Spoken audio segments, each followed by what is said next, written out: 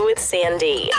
K-Man's top news headlines of the day from CMR. Good morning, Sandy. Happy Monday. Hello, Blake and Aaron, and all of your beautiful listeners. Happy Monday.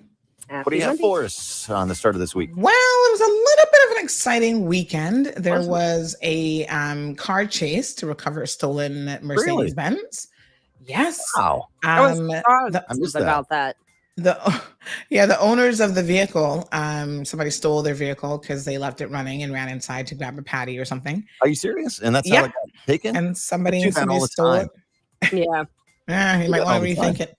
So somebody stole the vehicle and the owners had called the police, but they ended up recovering it themselves and literally chased the individual down, captured them for the police. A bit of excitement on Saturday morning. And where was that chase? Through what part? They stole the vehicle by Tortuga, and then An industrial park? Mm-hmm.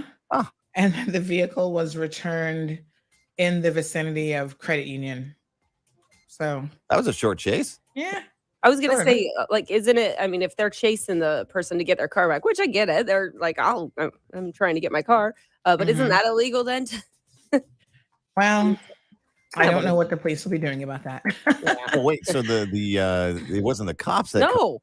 No, it was the owner of the vehicle. Oh, wow. And others, yeah. So they're like, hey, follow that guy. He stole my car, kind of thing. Jumped in someone else's car. I don't know. Wow. Pretty much. What did they do when they reached that guy? That probably was not. They pulled him out of the vehicle, and thankfully the police showed up just in time. Wow. I know, pretty exciting. All right, a man was hospitalized following an altercation at a local bar. So actually, two men sustained some injuries in the early morning hours around 2:00 on Saturday. The police responded to an altercation there on Shedden Road by Sol de Luna. And officers said that one man appeared to have been assaulted and received a wound to the back of the head, and other persons involved in the altercation had left the location by the time the police arrived. And so, yes, we understand that, of course, the real source here is that the people who were assaulted are closely connected to a particular politician, his best friend and his son, allegedly. Wow. So we will certainly keep an eye on that developing story to see if anything else comes of that. No real indication of what the fight was about. But yeah, one guy actually had some serious head injuries. What's that? Hope he's all right. Yeah. So, of course, everybody was watching the suspected Chinese balloon over the weekend that was eventually shot out of the sky. And, there's lots of memes now going around regarding that, but very suspect for this surveillance balloon that was floating around. Crazy. So Wasn't there another? They said there were actually two of them. Yeah. Yes. And I think one was shot down. Two, yeah. They're all over. Yeah. So... boating safety. So there was a vessel last night that got lost in the North Sound. People are saying that, we received conflicting reports. The police were called. They received a 911 call saying that the captain was lost and couldn't be found. And they were very, very concerned. So it looks like he might have just missed his turn was what happened in the final analysis. But there were some concerns. And, these Sunday boat crews are very, very popular. So they happen all the time, and there are people who go, It's hard to get lost in sound. Yeah, I was gonna say it was like a chartered boat that got lost. Yeah. Oh, okay. I don't know. All and right, big congratulations to all the high schools that participated in the robotics competition this weekend. Yeah. Catch Sandy right now on Bobo 89.1 FM. We'll see you tomorrow. Awesome. Have a good one. You too. You too. Bye. All right. Good morning, everybody. Welcome. Hope you guys had a fabulous weekend. We're going to get kicked off here in just a couple seconds, live on Bobo 89.1 FM.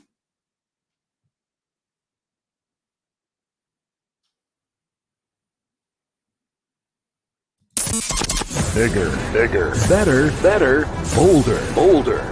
The cold, hard truth is taking talk to the next level.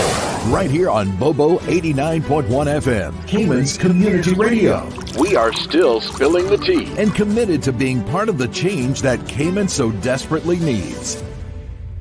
Join Sandy Hill weekdays from 7:30 a.m. for Premier Access, Cayman Voices, Truthful Thursdays, and much more. Cayman's #1 talk show is now bigger, better, bolder, and more than talk. Getting results with hot topics, consumer reports, court exposés, and more. I've come to set the record straight. I've come to shine the light on you. Let me introduce myself. I am the cold, hard truth. Now, from the CMR studio in Grand Cayman, live, direct, it's the cold, hard truth. Now, join the conversation on 345-936-2626. That number again is 345-936-2626.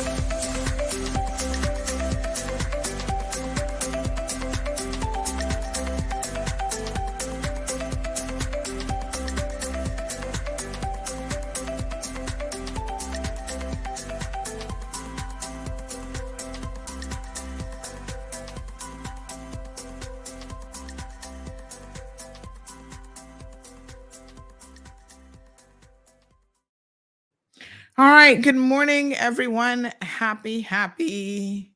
What day is it? Monday. Yes. We are kicking things off right here at Live and Direct. I trust that you guys had a absolutely wonderful and fabulous weekend. My goodness, it was a busy weekend as things go. And so we do indeed have a lot to talk about, a lot on the agenda. So I already see some early morning messages coming in via WhatsApp. So thank you guys so much for those. Someone's asking, how do they get a petition going? Okay. Well, we can answer that, I think, shortly for you. So, yes, good morning to everyone. Some good, interesting stuff going on. So how was your weekend? It looks like it was a relatively, I don't know if I want to use the word quiet anymore, because I don't think that that really describes what's happening in the Cayman Islands anymore. However, as things go, I suppose it was, it could have been more exciting. So we've got some headlines for you in relation to the level of excitement that we all had to endure over the weekend. And I tell you what, it was quite something. So I was really tickled pink to be able to attend the Robotics Championship. We're actually going to put together the full sort of 911 on that and do it as a video production for you guys so you can sit back and watch it. You know, this is one of those really important things that corporate Cayman has come together and has done. And I think it's incumbent on all of us to try to support that initiative because, quite frankly, it's a really, really excellent program. Now, big shout out to all of the schools. Somebody says I'm coming in low. Okay. I'll double check my settings to make sure that everything looks good here. Okay, let me just double check everything. But yes, I'm told that all of the high schools participated, some 9 high schools. And so it was really, you know, a good time. And so the schools were very much involved. And when it came down to the final 2, it was actually John Gray versus CIS. And so CIS just barely edged out John Gray. And I tell you what, it literally came down to the wire. Like it was nail biting towards the end. And listen, John Gray put up a good, formidable fight against CIS. So yeah, it was, listen, they CIS was sweating bullets because in the final round, John Gray took the first win, so it was the best out of 3. And then CIS came back and took the second one. And, I tell you what, the crowd there was so enthusiastic. Our young people really supported each other. A lot of the other schools were still there watching, although they were no longer competing in the final. So Cayman Prep was there, St. Ignatius and others. And what was really nice to see is they picked a side. And the majority of them were very, very supportive of the underdog, which was John Gray. And so they were really cheering John Gray on with a view to maybe having them take the winnings from, CIS, which I understand won it last year as well. So congrats to them. John Gray, teacher, the coach, said that, when they first started, they started out with a mere 1 robot the first year that they participated. And then, of course, COVID really put a damper in everything. And then they came back with 4 robots this year in the competition. And so these robots are amazing. I mean, they have a task and they have to program them. And, they get a design kit, and then they're able to design them with their own specifications, but they're different. So some of them, get better, different tires, and there's like memory chips and stuff in them, processors. So you really see young people doing their utmost best in the world of robotics to really try to build a machine that is going to be a top competitor, but not just the machine, because of course, ultimately the human beings are controlling the machine. And so it was so interesting to see them and their skill level really kind of step up to the plate. And it was good to see. I was really quite impressed with the young people that were there in attendance, and we interviewed them. So like I said, we'll share some snippets of that. Maybe I'll grab 1 or 2 videos today as well, and then we'll share the full thing on our Facebook live stream. But they spent most of the day there at the Arc at Camana Bay, from earlier in the morning until about 5 o'clock or so, doing the different rounds and going through the competitive process. So I was impressed. I mean, and like I said, you really kind of get into it. They have to pick up cones, and there's a objective to the placement of the cones and then how you cap them off and stuff like that. So again, congratulations to those young people. Robotics is, I don't even want to say the future, quite frankly. It's the here and now. And so, they have to be as competitive as they can in that space. I think it's one of the things that will help them elevate themselves in life. If they have these skill sets, without a doubt, it's something that will become useful for them. And what's even more important than the robotic skills that they're learning is, quite frankly, they really learn a lot about cooperating with each other, teamwork, working in that environment. And, I saw them strategizing with each other. It was so cool to see them put their heads literally together. And they were like, yeah, okay, we got to do this, we got to do that. And at one point I saw the CIS team, I think something got unplugged. And so they were trying to figure that out. And, they were like, okay, try this, try that. And yeah, it was really awesome to see them doing all of those elements of competition. So good stuff, I must say. Very, very impressive, these young people. And they showed good camaraderie. So, they went around shaking each other's hands and stuff as well, right up until the very last. And they had a little mini award ceremony at the end as well. So really proud of them. All right. Good morning, Aliano. Good morning, Alejandro. ¿Cómo estás? Alejandro keeps reminding us that he's not Spanish. So he might be like, what are you talking to me in Spanish for? He's got some Honduran blood. I don't know how much, but he's like, I'm a Caymanian. Jonathan is in the house. He's like, hit 411 to give information, not 911. No, people call 911 because they felt like they needed to be rescued. We'll talk about that boat situation here in a second. Good morning, McCoy. Amiria's here. Haven't seen you in a minute. Currently on a 40-day fast, being my reason for not tuning in as regular as I usually do. I'm blessed and wish you. So tell me about your fast, because I've actually just decided I'm going to start one as well. I meant to message Kevin about this, but I'm going to do intermittent fasting.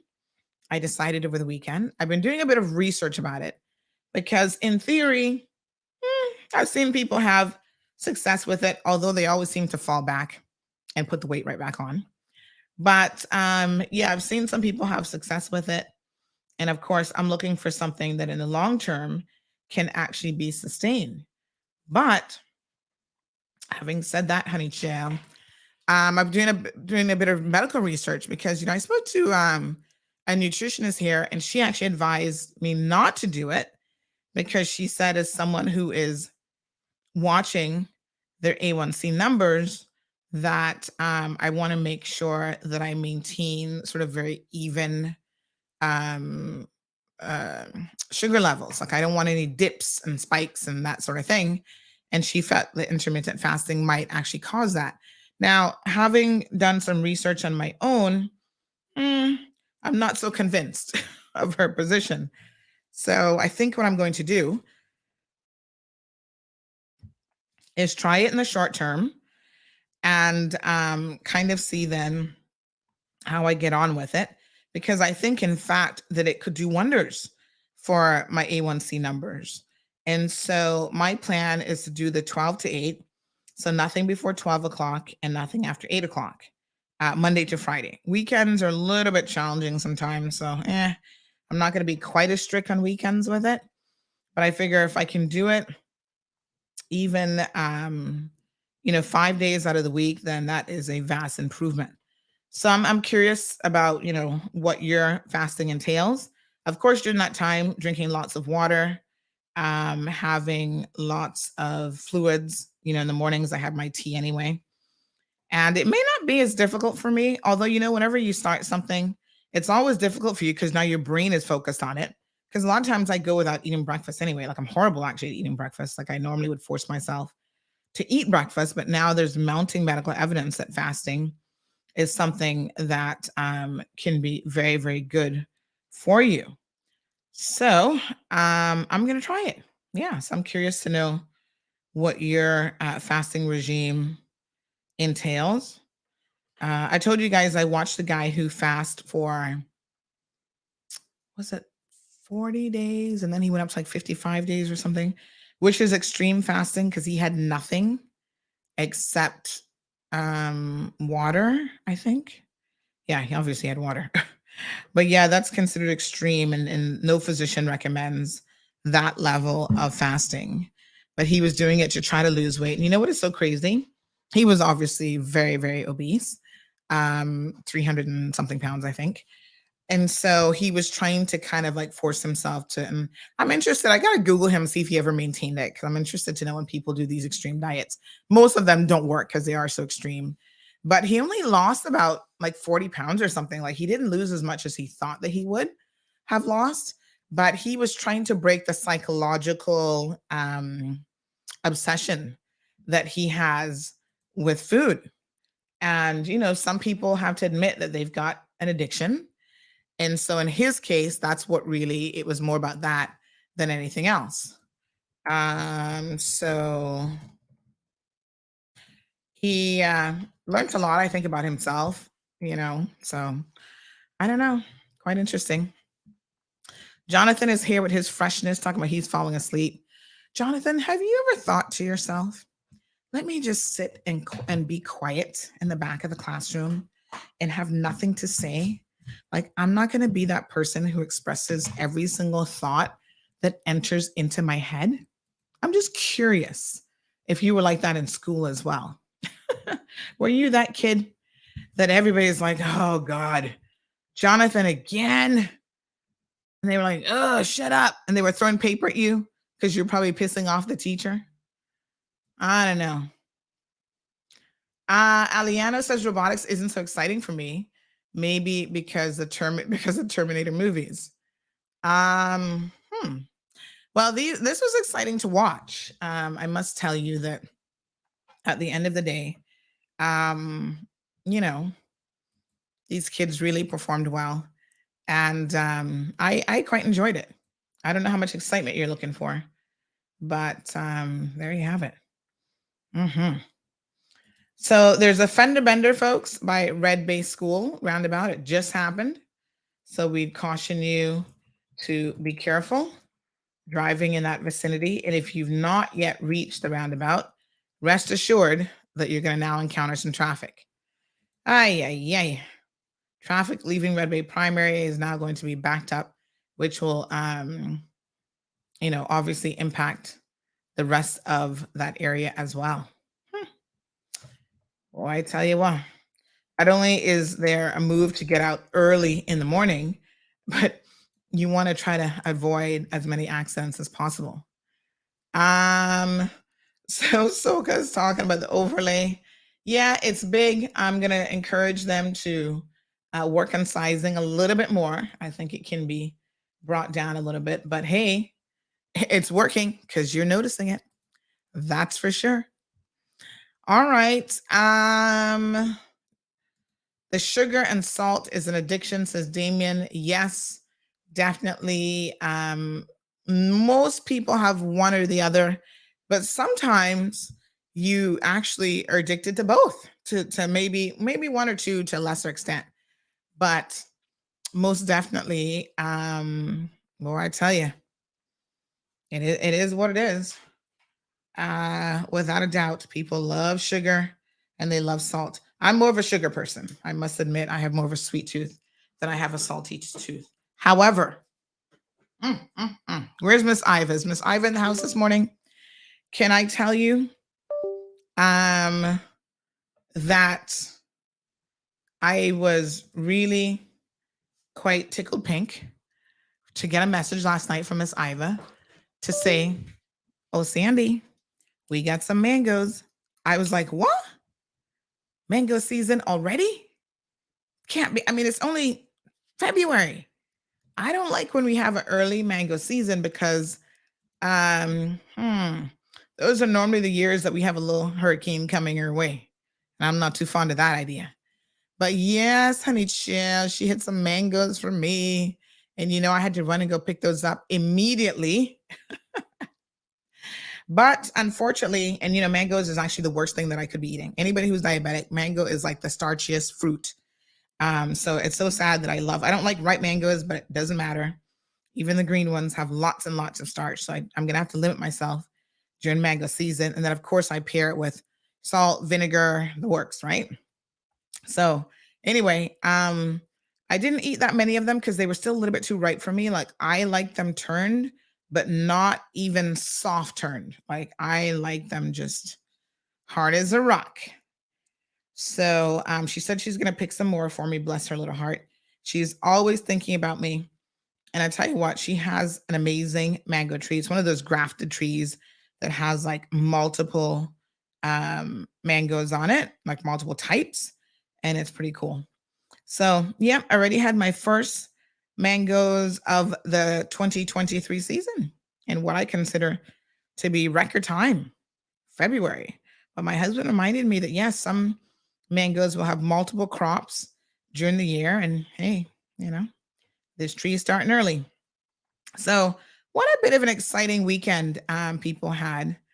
I tell you what was really, really interesting this weekend is that police chase. It wasn't even a police chase because it wasn't a police chasing. It was a citizen's arrest, a citizen's chase, so to speak.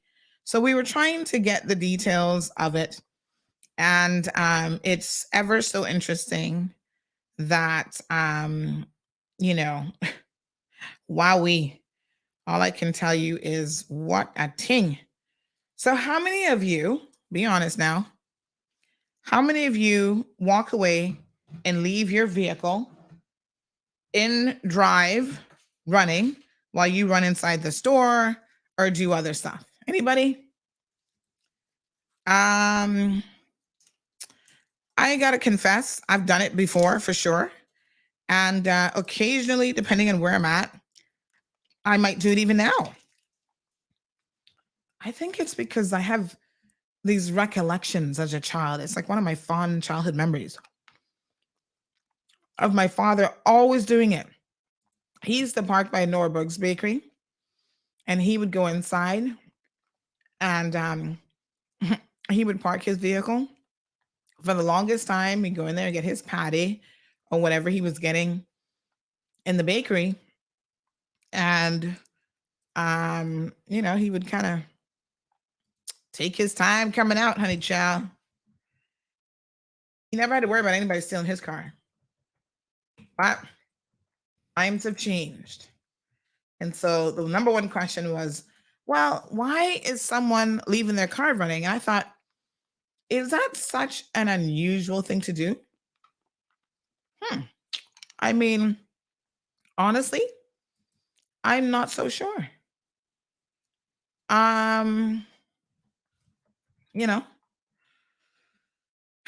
What a hot mess. This person jumped in the individual's car, took off with it, and just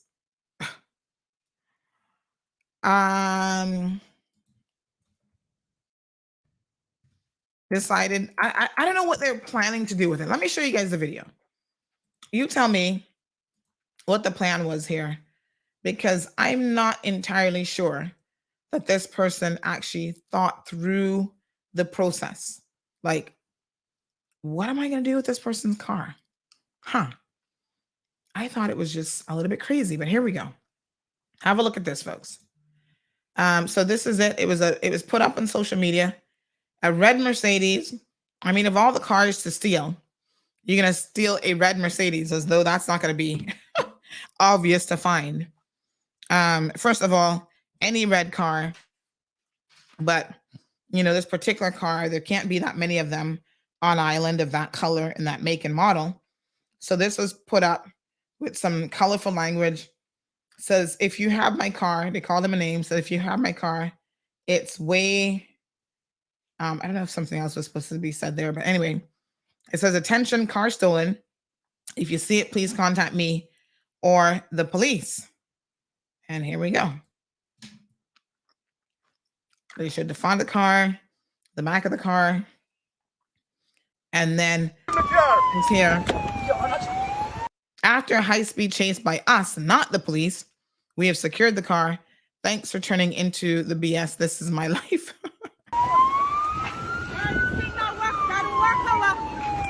And they're telling them.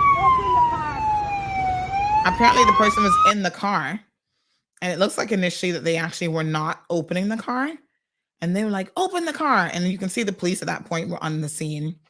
They were in front of the vehicle. No doubt at that point, really, really keen to keep the peace, because you know how tempers flare, honey child. And I can see exactly what was going to happen here. They probably were going to drag him out of the vehicle and beat him right there in the middle of the street if the police were not on location. So good on the RCIPS for being there. And let's continue watching the video, honey child.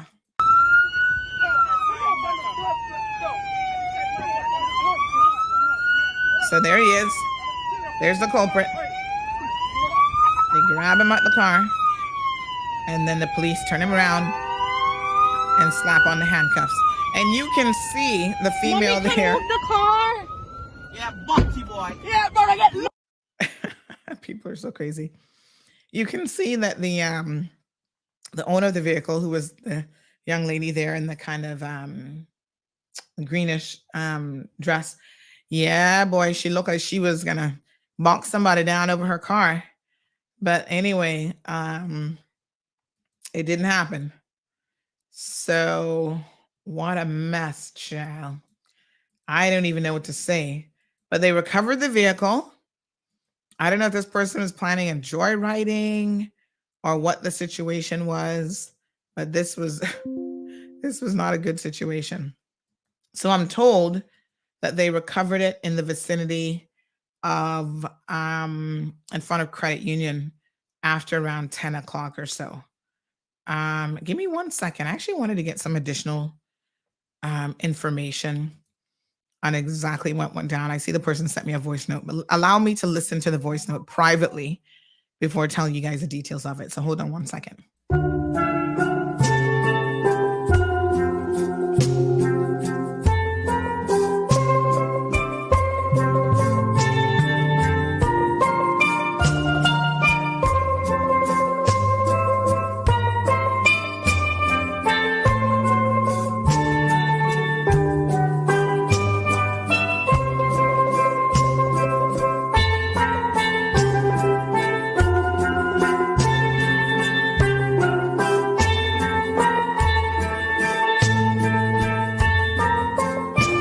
So based on that,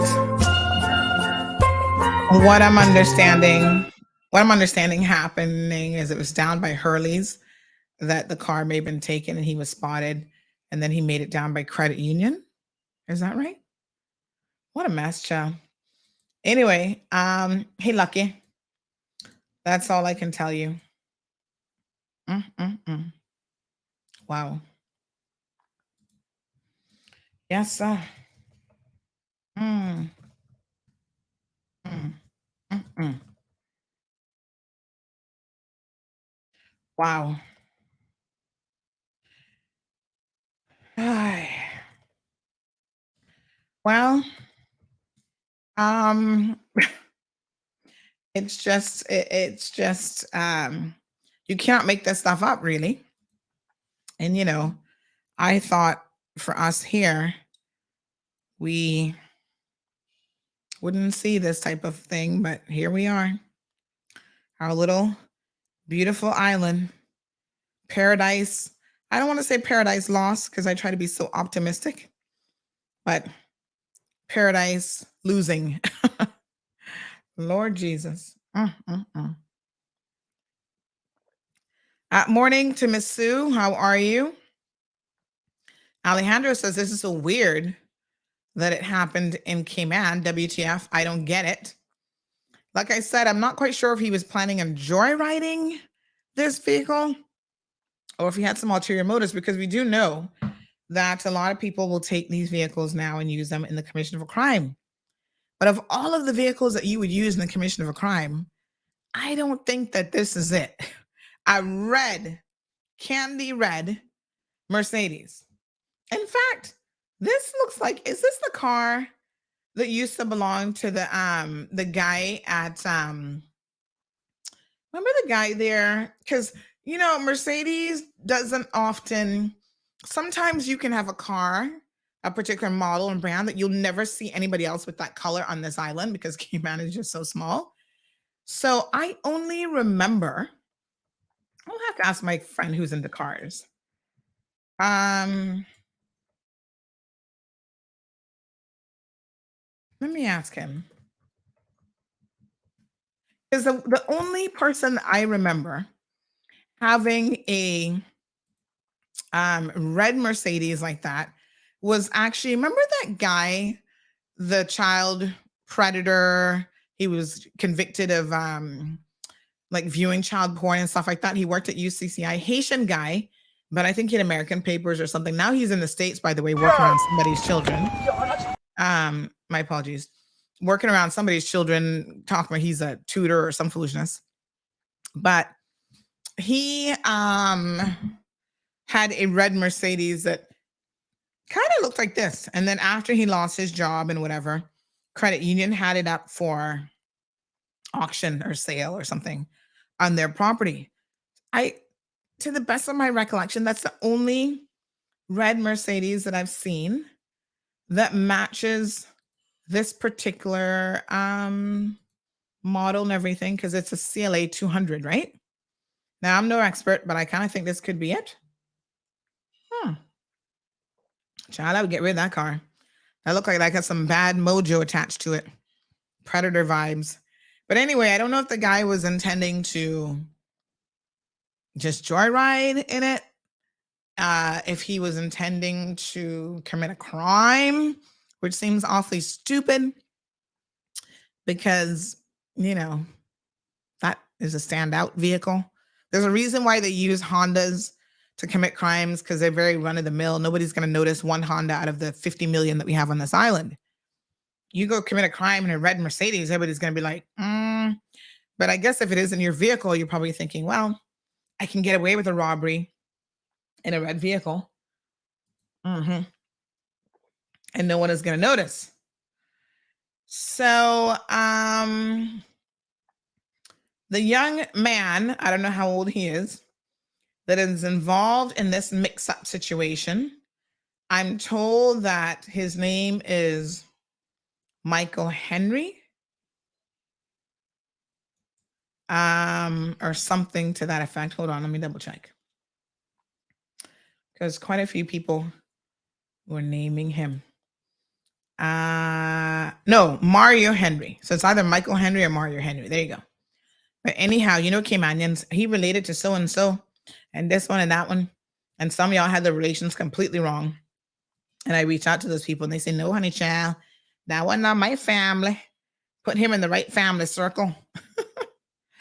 So Mario or Michael Henry, whatever the heck your name is, they said this young man is for Neville Henry, Cleveland Henry brother from Swamp.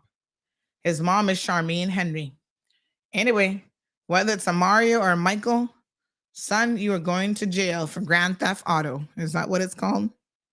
Wow.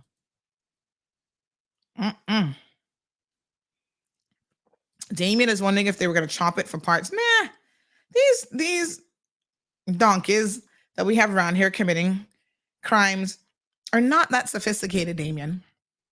Trust me, they're not going to be, I hate to tell you, but no, they're not doing that like that. I mean, no. I wish I could tell you they were brighter, but most of them are not particularly smart. And I guess that's why they get caught so quickly. So Alejandro says, I leave my car running all the time. I'm trying to take my car and I'll sweep this island. By the way, Alejandro, did you know that it's actually illegal to leave your car running? I didn't know this until a couple of years ago. An officer informed me of it. Good morning, caller. Welcome to the program. Good morning, honey child. Good morning. How are you? I am blessed and highly favored. Beautiful. I'm blessed and highly favored beyond all measures. Oh, yes. Wonderful. What's on your mind? What do you think about this car? Why am I getting that feedback? I don't know. You sound okay to me. Anybody else hearing any feedback? I'm not sure, but you sound good to me. Jesus. Sandy, man is mentally disturbed. He's mentally sick. Oh, is he? I know him personally. I see him walking up and down in Washington Boulevard with the AK Swamp. Yes. So I've never seen him gotten any problems or anything at all like that. But I know he is mentally challenged. But he can drive? It makes me wonder what happened to the facility that they're supposed to be putting our children into. But let me ask you something. How mentally challenged is he if he can get in a Benz and drive off? Child, honey, child, as I said, that young man walk up and down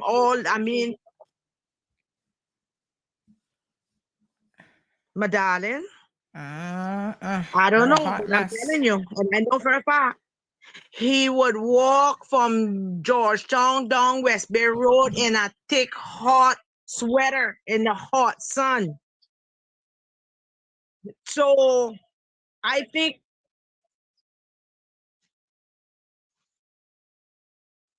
Mr. Millie, so. you break it up a little I know he's mentally challenged, honestly. That I know for a fact.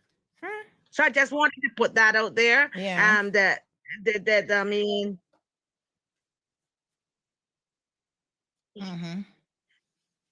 He needs help. All right. Appreciate it. Okay, darling. Thank you. Well, I guess that adds some context to the situation. Thank you, Mr. Amelia, for that. So let me ask y'all a question then. Who is responsible for people who are mentally, who have mental health issues?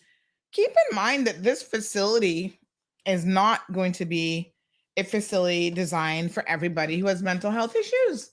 Let's be very realistic here, right?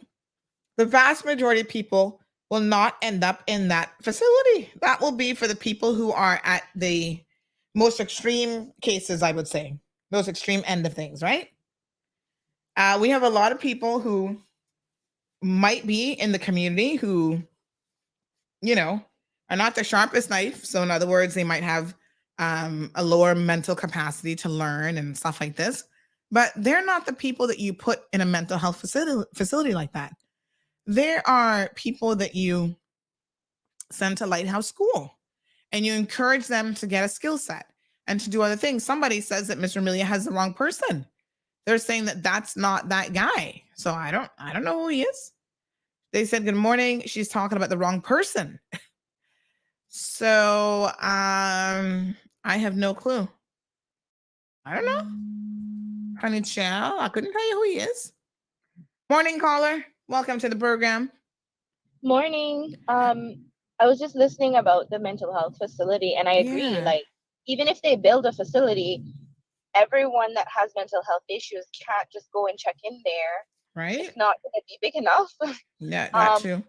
Child, But we might all need a room in there soon exactly. with the stresses in life.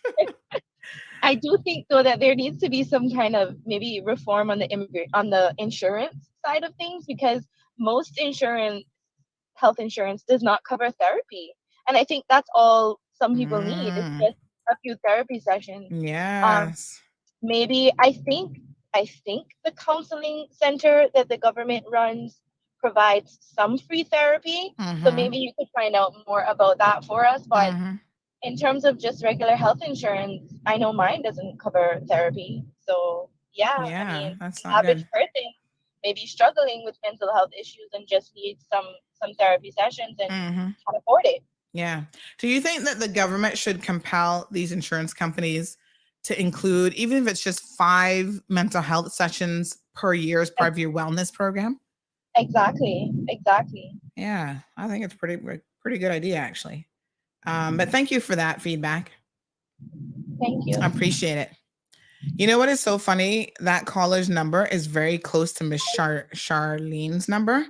I think the last digits are just like reversed or something, because every time I see her calling, I'm always thinking that that's Miss Charlene that's calling. So the numbers are very similar.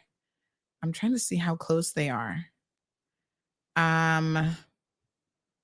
But yes, very close numbers.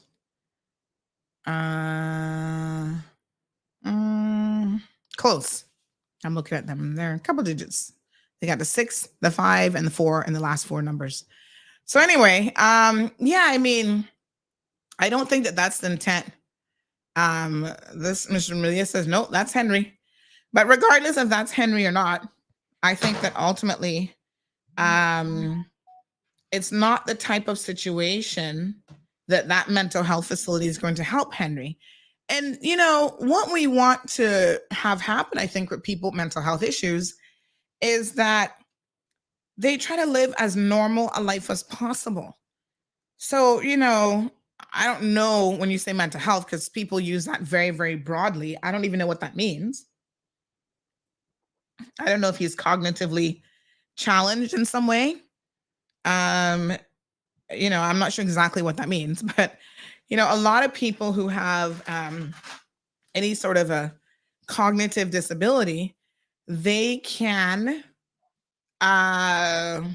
learn skills. They can learn coping mechanisms. You don't just write people off and be like, oh yeah, you're going to spend the rest of your life in a mental facility. It's not that type of situation. I don't know how old Henry is, but from that video, he does not look particularly old. So Henry's what, 20s, 30s? So what are you going to do? Lock him up till he's like 75, 80 years old? No, that's not practical. And there's no facility that is going to be built on this island that will really facilitate that type of long-term care for most people. So I think family members have to be more involved. And I know it's very, very challenging for family members. So I don't want to say this in any sort of a dismissive way, but I think that they need to be more involved in the lives of people who have mental health issues as much as they can be. So we've just received the picture of the accident here. Lord have mercy. Involving, looks like, I don't think the Mercedes was involved in it, but it looks like it's a Honda maybe. My God, what did they run over? Can't maneuver the roundabout. I'll show you guys this picture. Oh, Lord have mercy. Anyway, yes, I mean, we're hopeful, really and truthfully, that we can see some positive movements in that area. I think as Caymanians, we always limit our special needs community, thinking that, they can only do so much, or just lock them away, put them in Lighthouse, put them at the Sunrise Center. And it's hurtful to see because, I lived in the States and I've seen so many people with mental health disabilities, whether it's Down syndrome, cognitive issues, whatever, who live amazing lives. They hold jobs. You see them in the malls, out and about, like they're normalized. They're not tucked away and hidden from the community, which is what Caymanians tend to do, because we carry this unnecessary shame about our special needs community. If you're not normal and you're not this and you're not, I've always said the system has an issue dealing with anybody outside of the quote unquote normal range. And trust me when I tell you, when I say outside the normal range, that also includes people who are exceptionally bright people. Caymanian schools and stuff are not designed for anyone who falls outside of the spectrum of average. And I've seen it so many times where those people become castigated as an outcast even within their own families. We have some very large Caymanian families, and you've got the one kid who's like the book nerd, really, really smart, into their books and studies and whatever. And everybody else in the family, that doesn't happen to them. They didn't get the book genes. And so they make fun of the kid and all sorts of stuff. And then, a lot of those children can't cope with it. And so they end up having issues, oftentimes addiction issues. So we need to find how to help otherly abled individuals, and putting them in a mental health facility and forgetting about them, because that's easy to do, I don't think it's going to be the answer for the vast majority of people. Gabby's wondering if you have a mental ward at the prison. Child, they should probably just turn that whole prison into a mental ward, because I suspect a lot of people there actually do have mental health issues. And because we don't have any sort of facility for them, that's exactly where they end up. It's interesting about mental health, because I was watching, I love my true crime videos and stuff. So I was watching one yesterday about a serial killer in, I want to say it was Pittsburgh. I can't remember which area in the U.S. This would have been in the mid 80s. The U.S. is very famous for serial killers, child. They've had more than any other country, believe me you.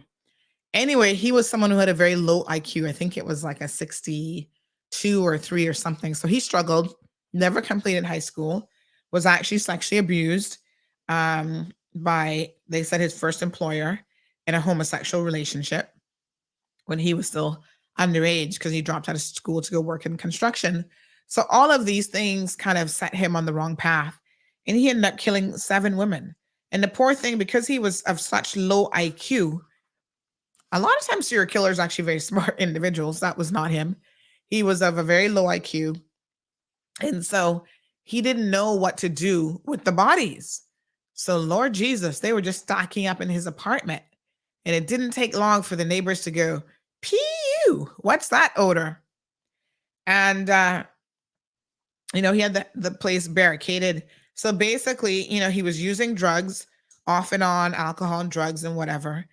And when he would have sexual relations with women, he ended up strangling them and then, doing other really sick stuff after they were dead.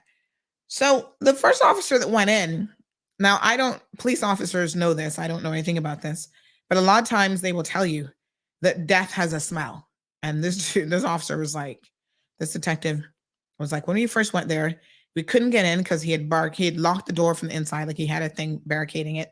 But when we eventually opened it, we just stepped 1 foot in. And I was like, call forensics, call backup, because this place has a smell of death. I was like, Lord have mercy. But because of his mental health issues, of course, they tried to argue that he was not responsible for his actions and that he had split personality, had a multiple personality disorder. He claimed to have had 3 personalities. One was a child that liked to have his little stuffed animal to play with still. Another was the obedient son who, the mummy, his mother actually called him because he was wanted all over the media and said, son, go turn yourself in. And that was the obedient personality, I guess he claims, that listened to his mother and that was really trying to be a good Christian boy because, of course, she was teaching him all about the ways of the Bible and listen to the Bible and God and blah, blah, blah. But the Bible nor God could save him from those inner demons. So anyway, he did turn himself in eventually. And he's serving a life sentence in jail. Because at one time they used to execute people with very low IQs. And then in the United States of America, they actually changed the law where if you fall below a certain IQ, even if you commit a crime, you will not be put to death for it. You will actually be incarcerated for life. So they'd given him multiple death sentences. I think he got like 1 life sentence and then all the rest were death.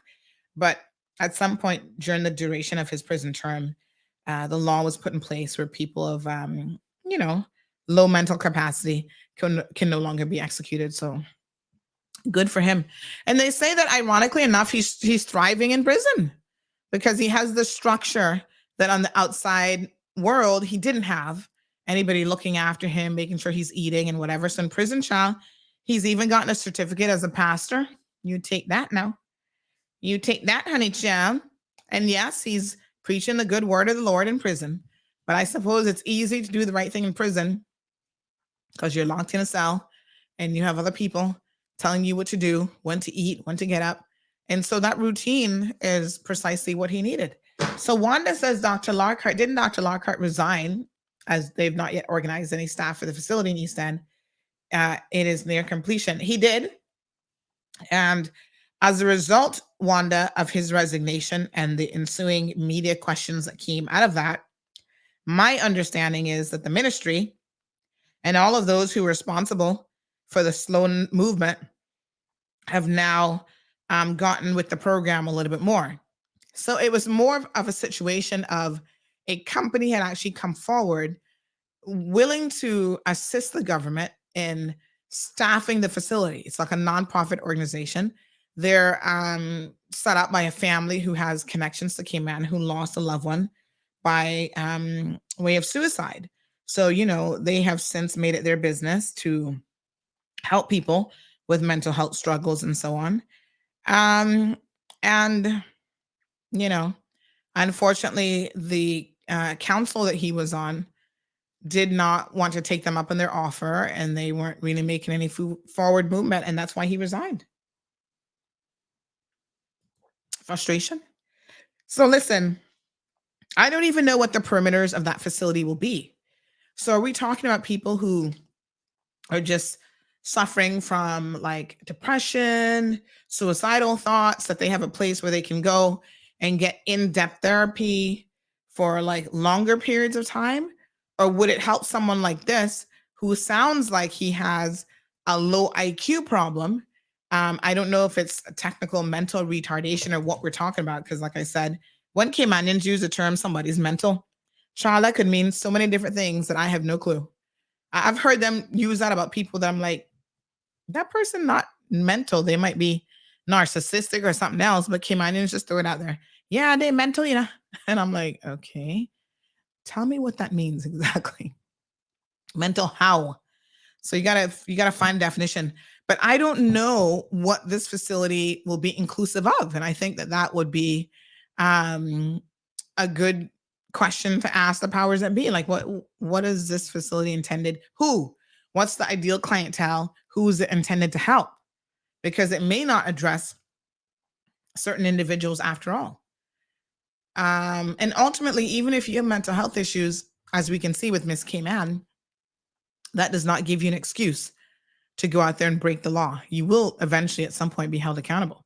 So Jonathan says, either way, I'll still be pissed off. And in the heat of the moment, I might end up knocking that loose screw in his head back into place. Oh, Jonathan.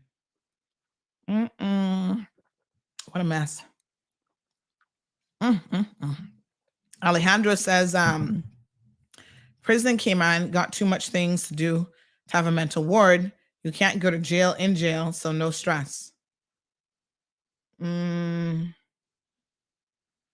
Alejandro also says, if you can't comprehend, they say that you're retarded. It's a lot of things to be called that.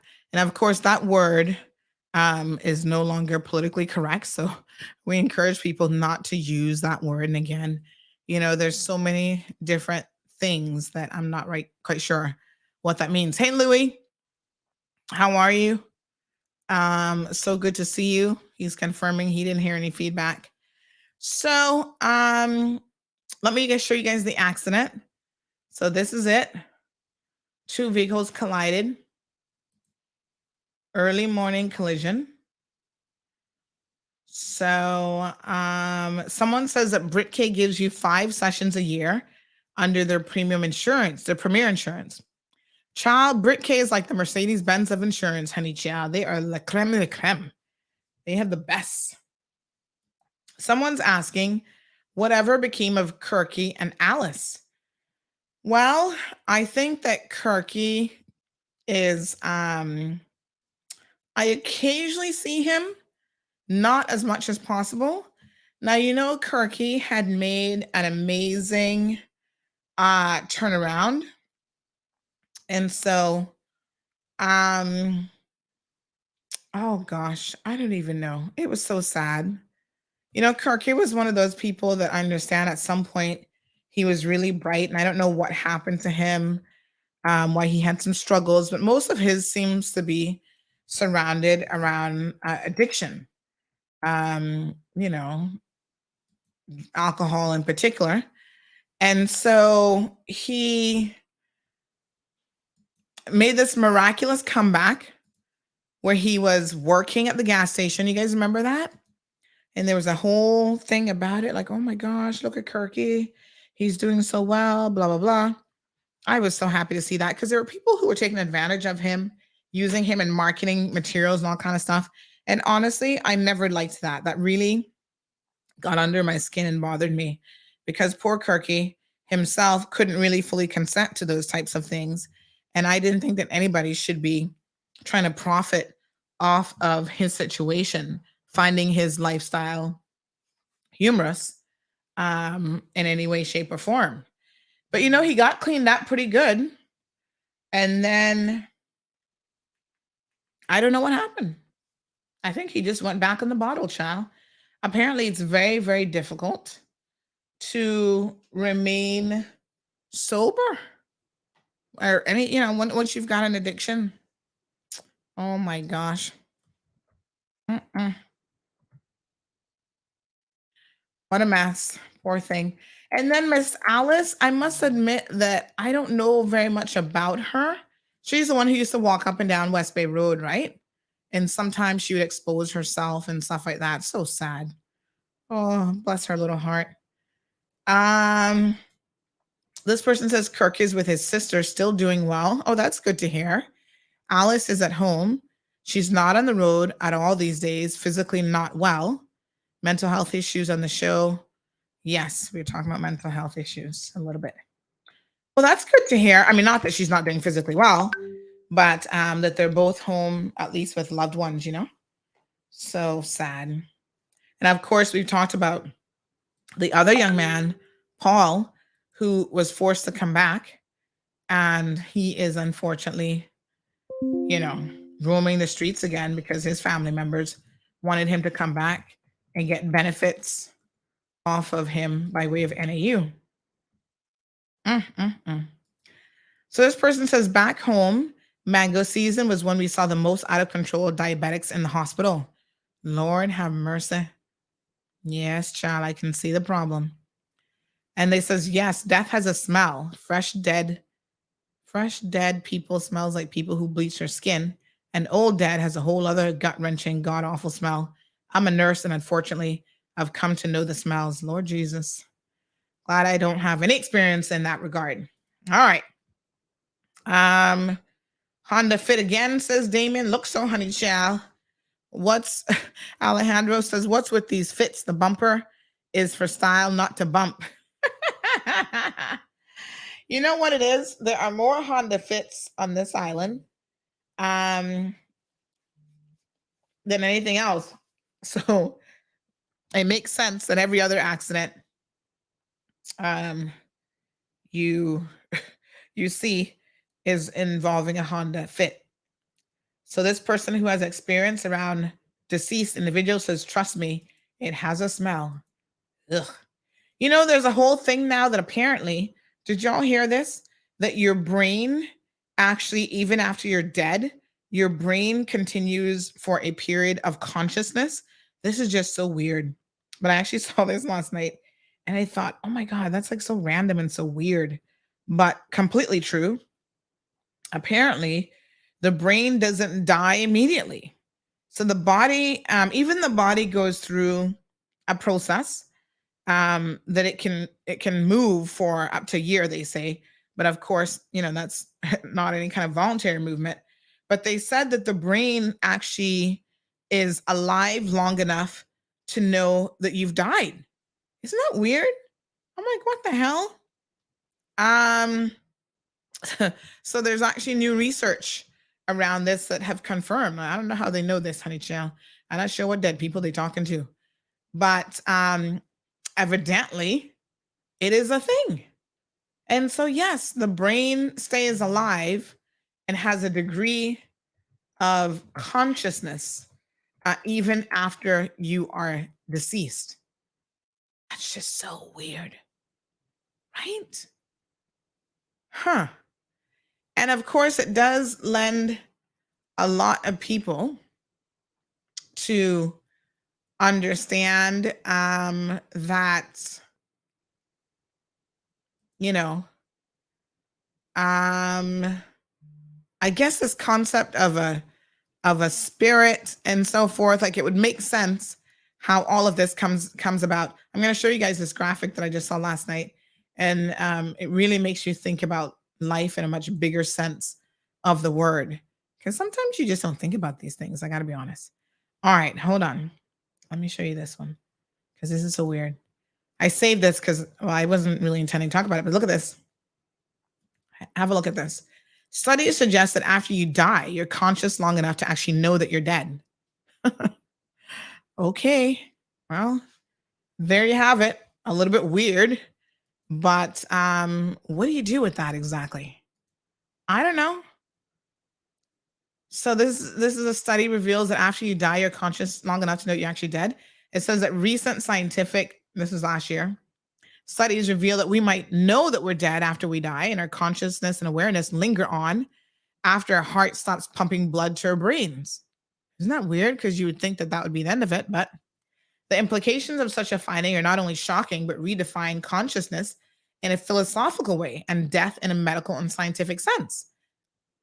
The findings come on the heels of scientific studies that suggest patients who have been resuscitated after their heart stopped pumping and were considered clinically deceased. The patients were able to recall the specific actions of doctors and nurses, bring them back to life. The idea that we're aware of our own passing after it happens can be unsettling for many. It's like being trapped in a coffin while you're still alive. Lord Jesus. Our other functions stop and our brains can no longer voluntarily control our actions. Nonetheless, some of the most defining characteristics of being alive still lingers, and that's our ability to perceive our being. Only we actually perceive the onset of her non-being because the brain still works after our bodies have gone. Is that a lot to think about? I think it is. Too much for me, to be honest. I'm just like, this sounds like something out of a horror movie. But a lot of people have experienced these, what they call near death, but in fact, they were clinically dead and they are brought back. And they completely understand. And they can tell you things that happened that there was no way that they should have known what was going on. And so there's a body of research now that shows that apparently this so-called near-death phenomena is like, okay, your heart can stop and your body can stop, but the brain continues to have some sort of neurochemical response, even if it's deprived of blood and oxygen. So it's scientifically interesting. No doubt scientists will continue to dig into all the implications of that. Alejandro says, talk to God. He believes in cremation. That's a whole other story, honey child. Some people don't want to be cremated. I'm not sure why.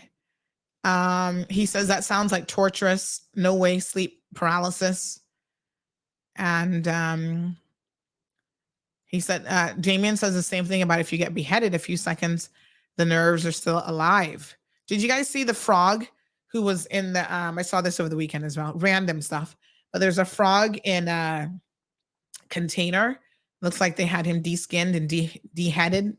Is that's not a word, beheaded. Getting ready to put him in the frying pan. And so, honey child, he was still moving. He was still trying to get the hell out of there with no head. I was like, Lord Jesus, what a mess. Chanel says, Alice B. Tortuga sitting on the ground every day in West Bay, Mount Pleasant. Oh, really? Well, she can't be that sick then. If she can get out to West Bay, Mount Pleasant, Tortuga. Lord, poor thing. But maybe she's not well enough to do the walking. Because, boy, let me tell you something.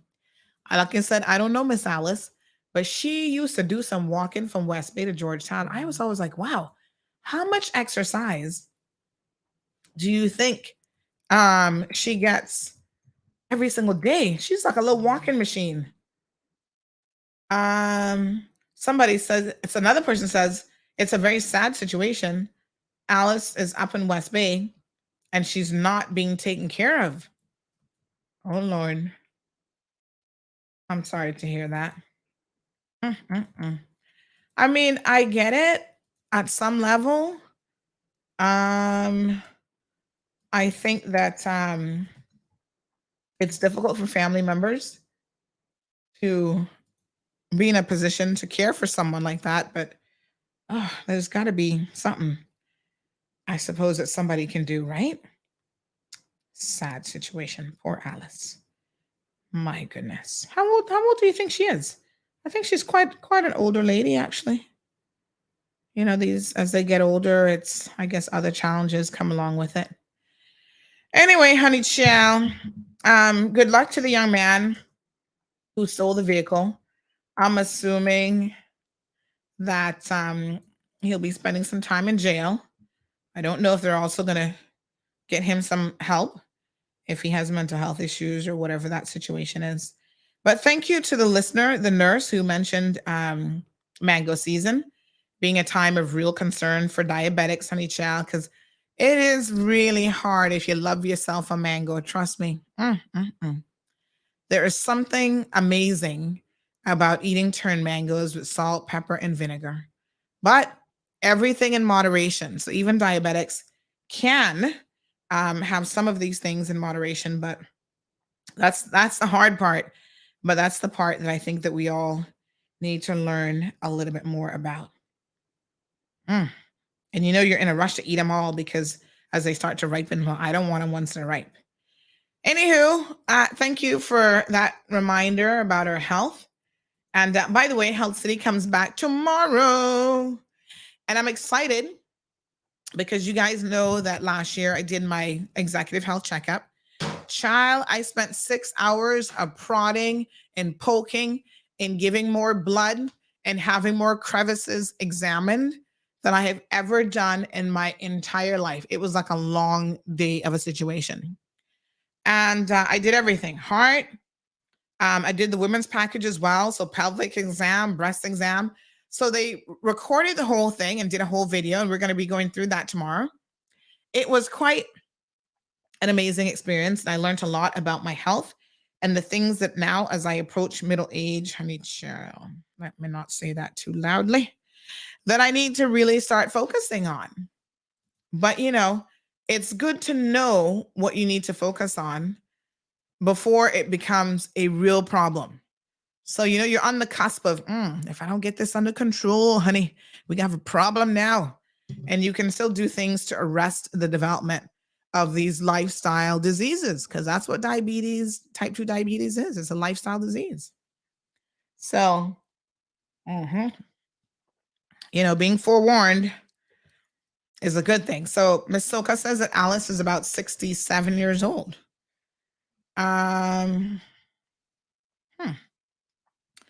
So I'm told that this morning's accident, hold on now. Let me see what this person says. This person says, I crossed the accident. I think the gold Benz pulled onto the roundabout when the Honda Fit, a roundabout, the Fit hit it and the curb. The gold Benz was definitely involved. 2 young RCIPS officers was behind the accident when it happened off duty, and they stopped to assist. Oh, wow. What immaculate timing for them. Huh. Yes, sir. So thank you for the intel. That's so interesting. Right? Huh.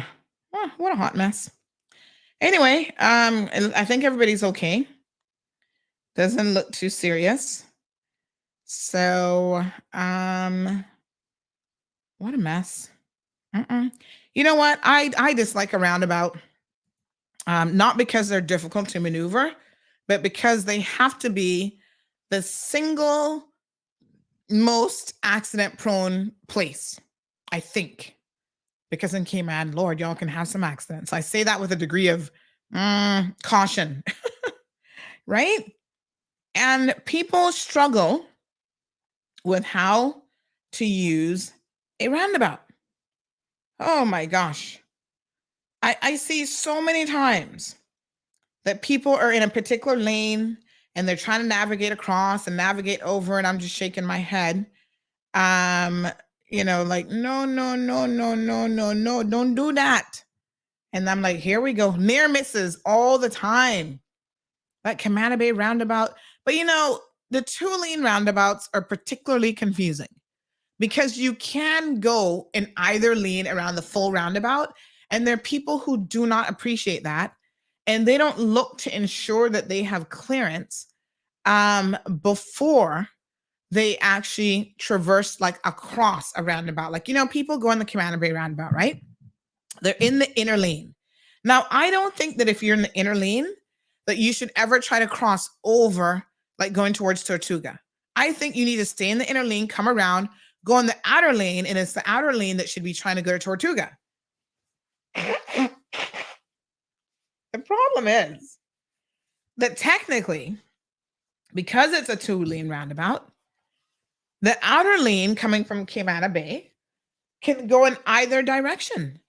So that outer lane can go towards Industrial Park, Tortuga Way, you know, down by Animal House, or it can go across as though you're going down by A.L. Thompson's, right? Is that North Sound Road?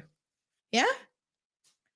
And the people who are coming from like around the roundabout, or they're coming down from oh God, what's that road called now? Where the car wash is, right? They don't realize that you can be on the outer lane and come, because it's 2 lanes, honey child, and you can come across. They just do not get it. And so they don't give you any clearance. So I try to wait if I can. I try to not enter a roundabout when there's somebody else that could potentially be in that inner lane that is going to not look or not paying attention to what it is that I'm doing. Because it's really easy for them to either try to cross over themselves to go to Tortuga, and then they're going to slam and run right into you. But honey child, I don't know. We're so obsessed with roundabouts on this island, and the vast majority of people, let's be honest now, just do not know how to use them. And they cause all kind of confusion. I can tell you that in the United States of America, roundabouts are not very, very popular. And so you have people who come here, you know, for the first time, they're seeing this kind of a roundabout and they're just scratching their head like, what the heck is this? And they go out there and they try a thing. And they're trying a thing means that there are a lot of accidents that happen as a result. So our thoughts and prayers this morning are with the people of Turkey and Syria. An earthquake, a 7.8 magnitude earthquake, has killed at least 640 people. OMG. Wow.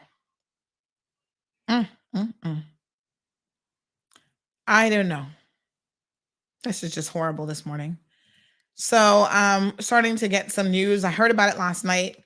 And at that point, I think it might have been maybe 40 or 60 people that were believed to have been dead. It quickly went from that to now allegedly over 600 people. My goodness. Wow. All we can do is keep those people in our prayers and thoughts and hope that they will, I don't even know. What do you hope for? You know, this is going to be quite devastating for them, no matter how you take it, right? It's a really, really sad situation. Ay.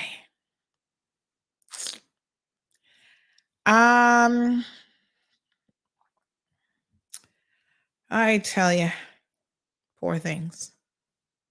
Wow. All right. Don't you just hate bad news like this?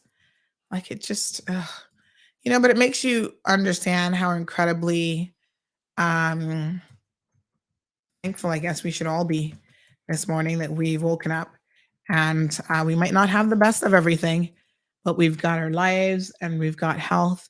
And so even that means so much in the face of such tragic news.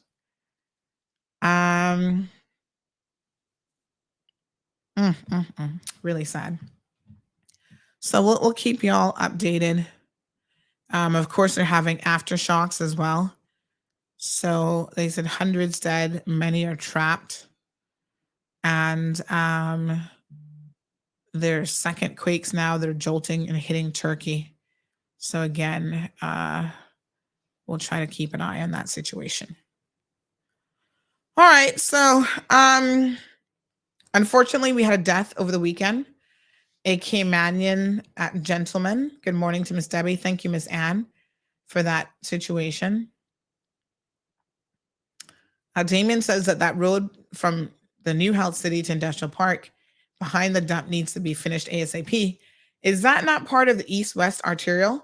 Which, by the way, make sure you guys tune in on Wednesday's show as we're going to have guests on talking about the upcoming elements of that. And this is really, really important because a lot of people have formulated in their mind, they've already come to conclusions when they may not necessarily have all the information. But anyway, the East-West Arterial Road Environmental Impact Assessment terms of reference will be discussed on Wednesday's show. So we've got people from the NRA, Department of Environmental, DOE, Environmental Health. Ms. Gina Petrie is going to be on the show, and some other experts that have come down to talk about the environmental impact study. So specifically the term of reference and what the EIA process will actually involve. So the independent consultants will be joining the show. So make sure you tune in for that, folks. If you've got an opinion, try to make sure that your opinion is based on something called facts. Yes? There are people, Damien, that if it was up to them, that would never be built. And so is that an option? Is it an option to never build another road in Cayman because people will not compromise when it comes to the environment?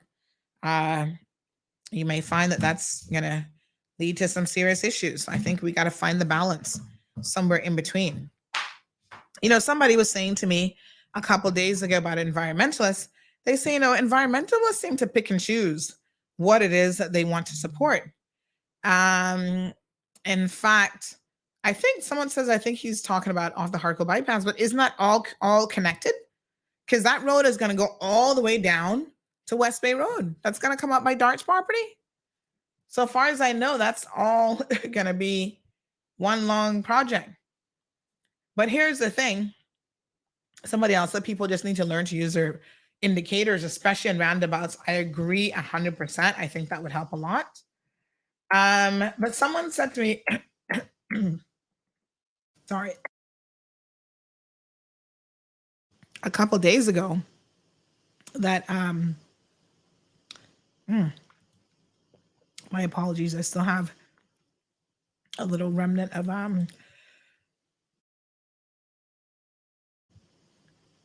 little remnants of congestion with me. But somebody said, you know, it's so interesting how environmentalists make a decision. And, oh, sorry. This is what they said. Hold on one second. They said,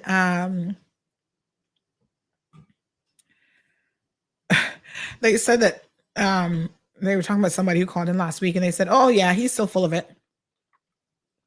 They said Mr. Kent, I don't know who the hell Mr. Kent is, was also the leader of the Dolphin Resistance and was worse than the person who called into the program. Next thing we knew, they took all the info that was sent to the Department of Agriculture from Dolphin Discovery, adopted it, and opened their own facility, Dolphin Cove. And this person laughed. And they said, yeah, that's how these environmentalists work. All of the people that objected to the development in South Sound about saving the mangroves are all living on filled mangroves. Look at the mangrove ranger. This is what they say. He lives on that waterfront mangrove land that Renee Hislop filled out into South Sound. So the accusation is people don't even know the history of the topography and land that they're living on. And so they're fighting for mangroves and talking about mangroves, and they themselves are living on claimed mangrove land. So what if they were here before that? What would their position have been? Touche. I mean, of course, that does not mean that we should continue to destroy the remaining mangroves, but the very people who are fighting against it are often the people who have benefited from early development when people were not concerned about the environment, not at all. So now that they have their little piece of cushy land, they're not worried about nothing else. And of course, the environment has to take priority. But I do believe that there has to be, you know, some balance. So RD Limited says, and there are mangroves to be destroyed when that road goes from the airport as well. But yet these cancel culture environmentalists have no issue with that. It benefits them, so it's okay. Oh, Lord, honestly, I think, you know, I don't know. We'll find out how much mangroves we're talking about and exactly what the experts are going to say on this. Damien says the bike path should be built on cement pilings above the wetlands. Only certain areas should be developed and have exit ramps. Cement pilings. I wonder how much that's going to cost. How many billions of money that would be. Oh, my apologies.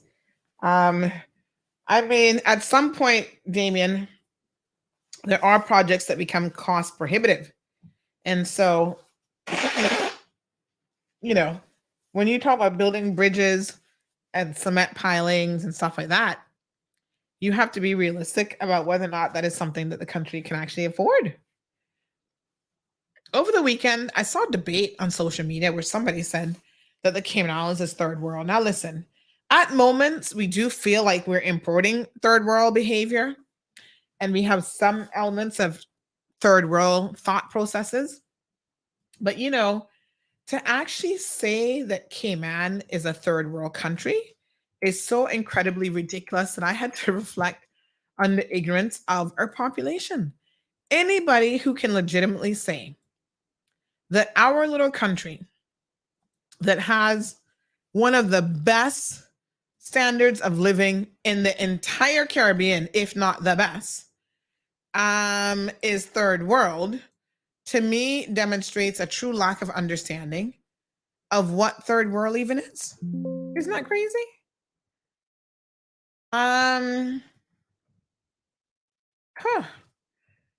So 37% of the world's population has never had access to internet. Just an example of what you would say is third world. My apologies. Yes, I should have muted my mic just now when I blew my news. I'm so sorry. I just had to get it done quickly. So 37% of the world's population don't know nothing about internet access. They haven't had internet, which of course limits their access to a number of different things. They don't know anything about telephones. They've never seen a mobile phone. And yet we're sitting here talking about we're third world. There are people who grew up and live on the equivalent of what would be like a Mount Trashmore, like in the dump. They live there their entire lives. They're raised there. They live there. They pick through garbage in order to eat on a daily basis. And, you know, that's life. That's third world. Some of y'all don't seem to understand what the definition of third world even means. Right? Isn't that crazy? How on earth can you claim that we live in a third world country? That to me is insulting beyond anything. Honestly. Number one, it's just not true. You know what I'm saying? So you've got to start with the position of what is considered a third world country. And the fact that we have Caymanians who don't seem to understand what a third world country is. And this, by the way, is a term that was really coined during the Cold War to distinguish between nations that were neither aligned with NATO nor with the East, the communist bloc. And now the term is being used to describe developing countries of Africa, Asia, Latin America, and Australia, Oceania. So there's a technical definition of, you know, what a third world country is. So we talk about gross national income, human development, poverty, and press freedom.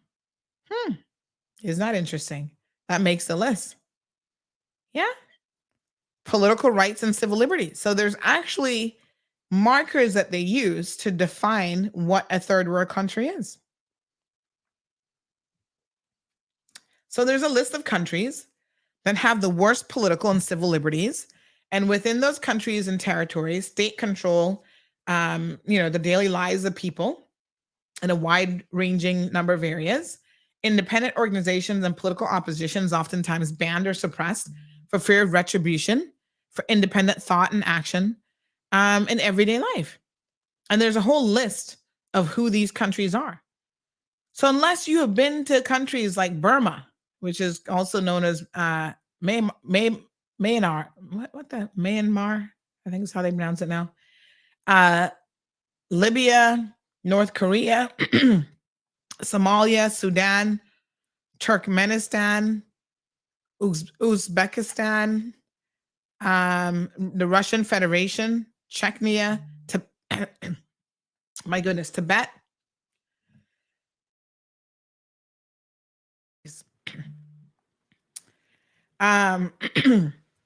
They are some of the worst countries, and Cuba, by the way. Cuba does make the list.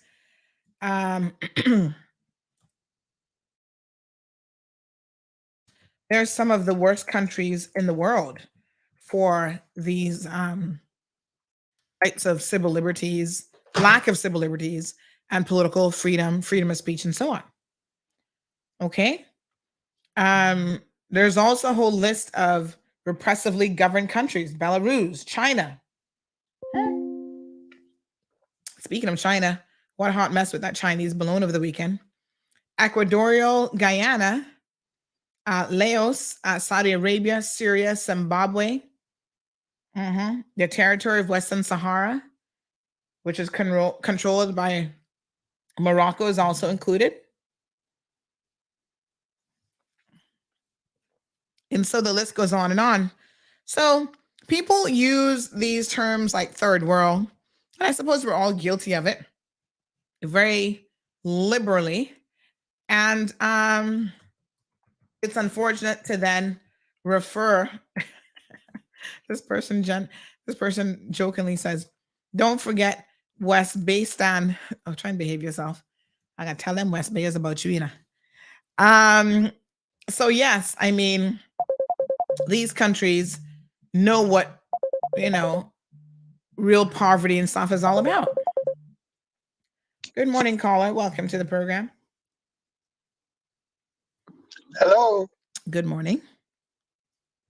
Good morning, ma'am. How are you? Not bad. How are you? You sound worse than me. What happened to your throat? Oh, I'm trying to compete with you. You know how we go. Oh, Lord. Sandra, the reason I'm calling, I'm driving, of course, so I'm trying to, you know, instead of, but this chicken and cat thing, I'm really starting to try to understand. I would really like to know if you can at least clarify what's going on. I would hate to know that my mother gets up in the morning, go feed some chickens, and you know we have a bigger situation going on that we should know. I see cats around the house, and the kids have them all named, and you know. Well, the good news is, caller, we actually discussed this last week. I think it was Thursday or Wednesday's program. We spent a good deal of time talking about the misleading headline in the Compass that has put everybody in a state of confusion and has everyone up in arms. I'm happy to inform you that this so-called $500,000 fine, nobody in Cayman will probably ever see, but it covers all offenses under the National Conservation law. It is not specific to the feeding of cats and chickens. So let's make sure we're crystal clear on the position. It is for the worst offenses. And when I tell you the worst offenses, let's keep in mind that there are some people who have committed extremely egregious offenses against Mother Nature. And one guy, Elado Chelsea Brown, for example, of West Bay, was jailed for 12 months for taking marine life in Barkers and Rum Point on 3 separate occasions. No one has ever seen a fine or anything near what this law makes possible. So let's be clear on that. Number 2, if you are feeding them in your own yard, which you just said seems to be the case with your mother, she can adopt all the feral cats that she wants in her own yard. Okay? She can feed all the cats in her own yard, and she can feed all the chickens in her own yard. This is really to dissuade people, and I don't know how many people are actually doing this, from going out and about elsewhere and feeling like they have a compulsion to feed cats and chickens. Let me be very honest, though. I have to ask the question, after all this hoopla last week, I'm like, how many of you have ever, I mean, I see chickens everywhere I go. I mean, they're all over the school grounds. You can't even go to church. So if I came and get a cup of coffee down the back of you, you know, sitting down in the restaurant, there are chickens bugging me, and I throw a piece of bread for them. Is that the worst case offense that you can think of under the National Conservation Law? Because, you know, sometimes you got those marine boys will be passing by with the cameras and taking pictures and send that off, and you never know where they're sending that. You know, if the other guy from East End will see it and call the police and say, oh, we're feeding chickens. The most that might happen to you is you might end up being jackass of the day in CMR. I don't think nobody can even call any authorities or anything. I think we just need to be. That marine boy, he runs around with his camera and he takes pictures. Craig Marion, I tell you. But yeah, I mean, I don't think that. In all seriousness, I'm saying like that idea of sitting down. You know, most of the restaurants now, the chicken seems to be it seems to be a thing, that they're just hanging around and you just take it for granted. You just throw a piece of toast or throw a piece of bread. And once again, that fine is designed for the worst possible offenses under the conservation law. I do not believe that you have anything to worry about if you throw a chicken one little piece of bread. Okay, no, I'm just saying because I've been, of course, I make a few sarcastic jokes and stuff, but yeah, I just want to make sure that that it's not, I'm not misunderstanding. And I saw someone was saying about having a chicken farm. That's what they should do. Caller, let me ask you a question. You know what? This is what chicken farm, but it was so infested with fleas and stuff. I think they had to shut it down. Right. So listen, hold on, stick a pin. Right. These same people who are so concerned about the feral cats and the damn chickens, why don't they adopt some and have a mini farm in their yard and take them in? You see, people don't want to do the right thing.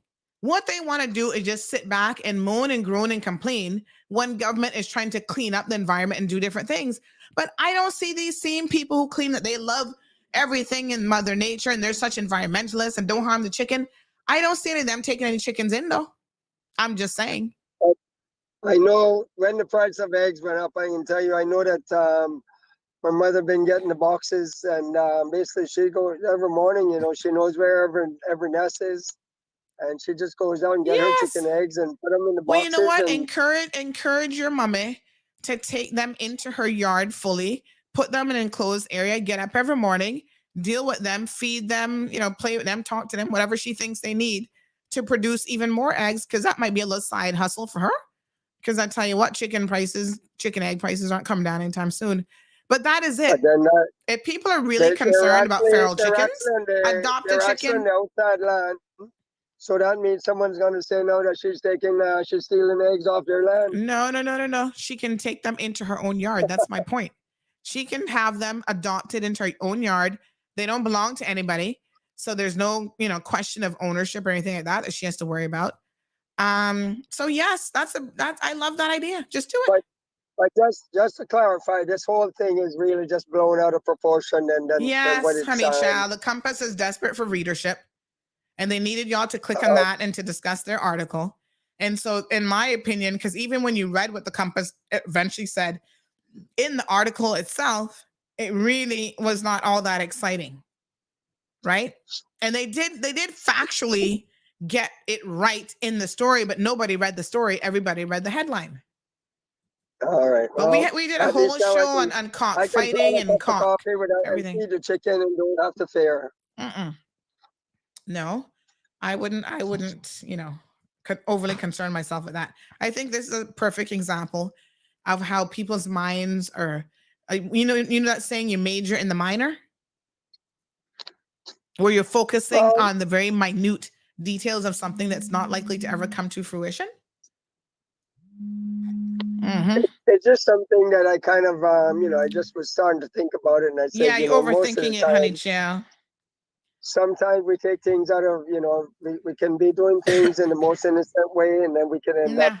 And by the way, I really want to at least explain something. I've been around this place quite a long time, and I find it very, very offensive when I see that when you're driving down past the Everglow drive-in theater, wherever that is, I don't think they even understand where that is.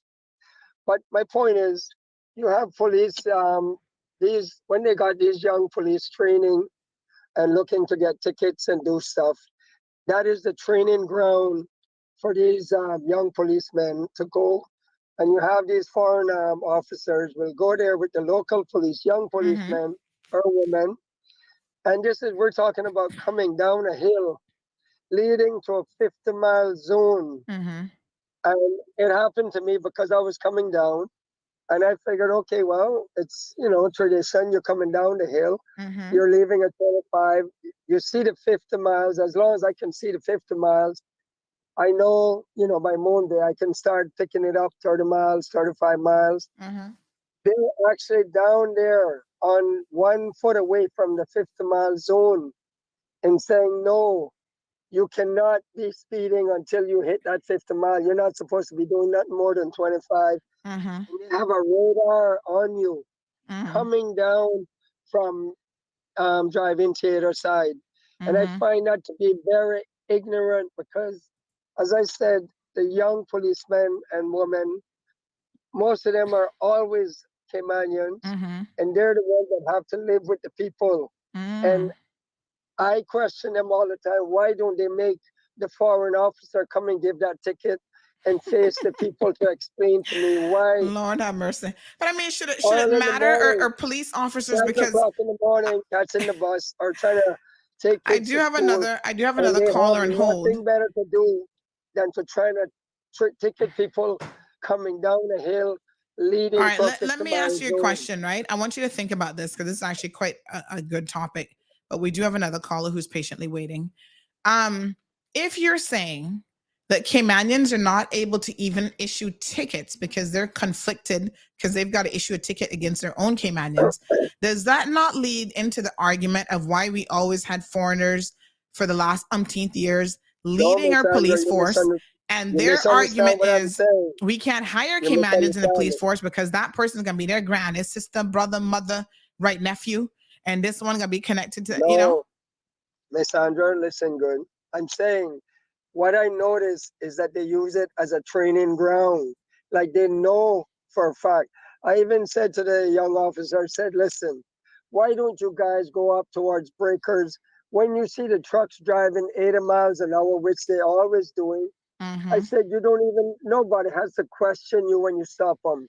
But when you're coming, when you have someone going to school, dropping off kids, and I'm saying, I'm so used to driving down the hill, start to pick up a little speed, leading to a 50-mile zone, you are guaranteed a ticket in that area, guaranteed. Do not use these young kids that don't know how to, because they're going to come across ignorance like me and the old. Well, there's only one way for them to learn, though. I mean, the only way for them to learn is to do it. No, but then do it. What I'm saying is make it where, don't do it on I would call it the innocence of coming down a hill. If it wasn't a hill, I would not be making a fuss. I'm saying it's coming down a hill, and we're talking about leading to a 50-mile zone. This is not leading to no residential area. You're leading to a 50-mile zone coming down the hill. So if they go a little further up and the trucks are zooming, I mean, if you see the speed coming through breakers and overtaking in the morning, I'd be wondering where honestly, where can they go if they can gain that 2 seconds, if it makes any difference.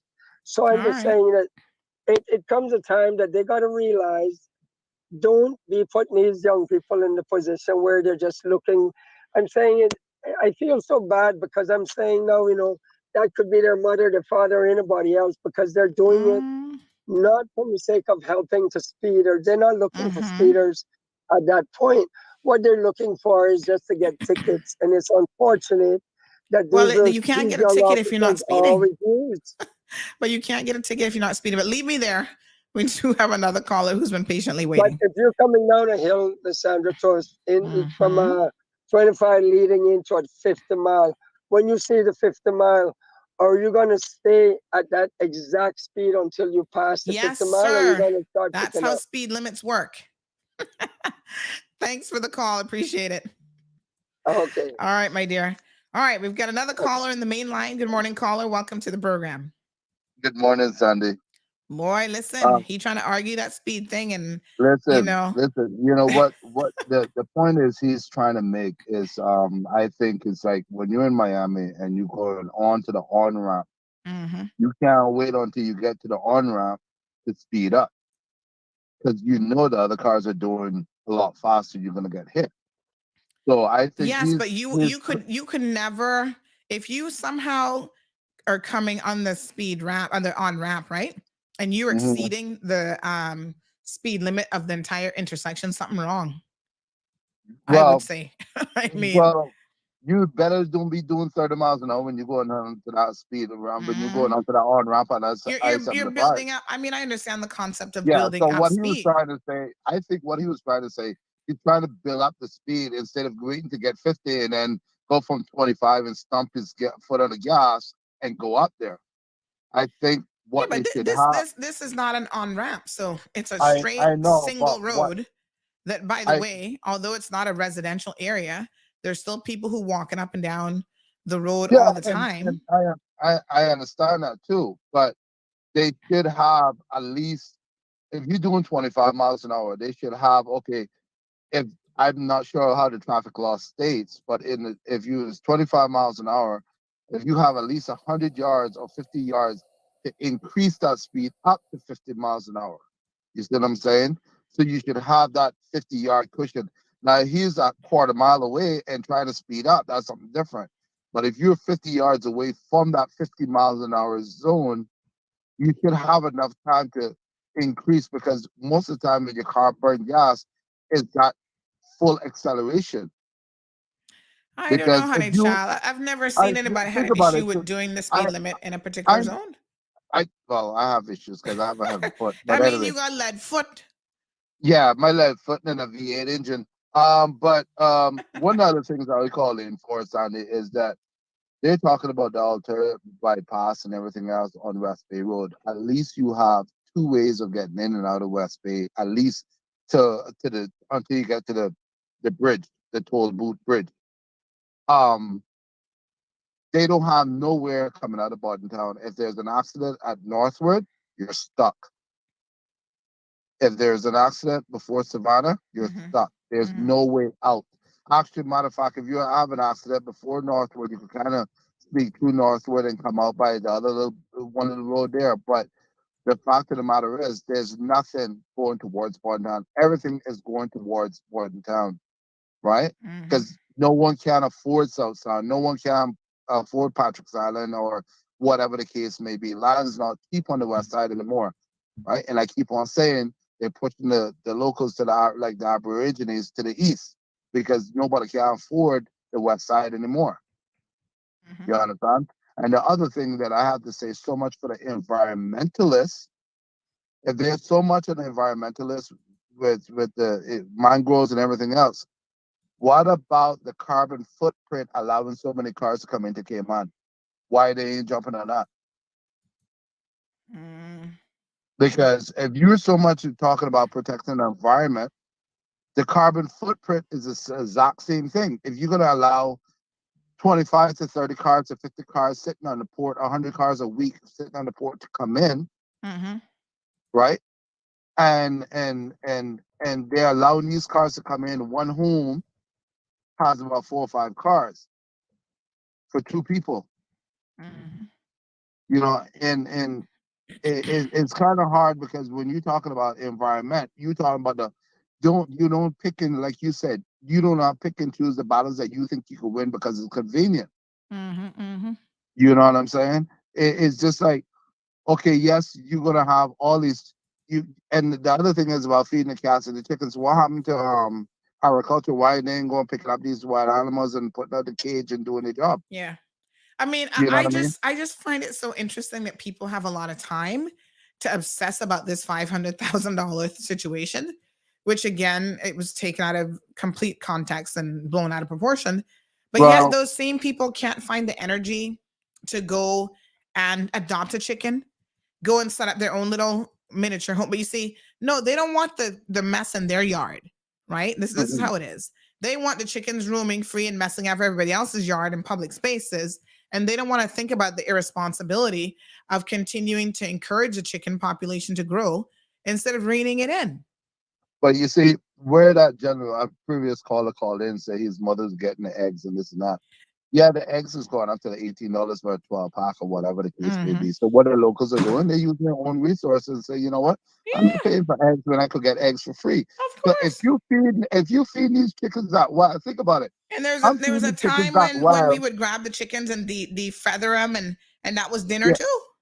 Yeah. So if I'm feeding the chickens and I know where the eggs are kept, I don't need to go to X, Y, and Z store to buy $70 worth of eggs. I got them for free. Like I said, she could also start a side hustle. She could even be selling. Yeah, but then they're going to say, no, you need a business and trade license. You need to go to agriculture. No, you don't need a business and trade license to sell any agricultural product. That's an exempted area of the law. So educate yourself, folks, and go out there and do it. I'm just saying. They worried about saving the chickens, but they're not worried about saving the children or anything else.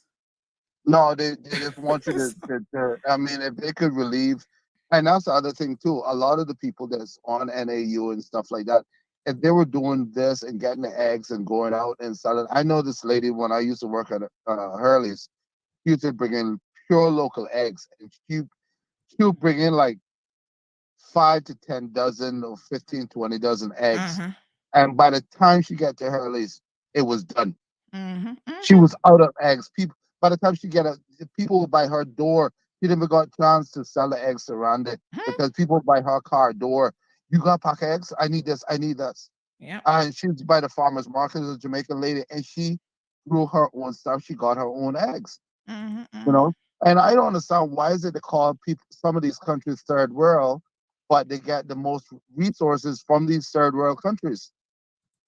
Well, I can tell you what, anybody who calls came out of third world country needs to go to a country like Liberia, Mozambique, Chad, and other places in the world. And then they'll understand how people are living. The average citizen in Malawi is surviving on $2.7 a day to make a living. That's what it takes.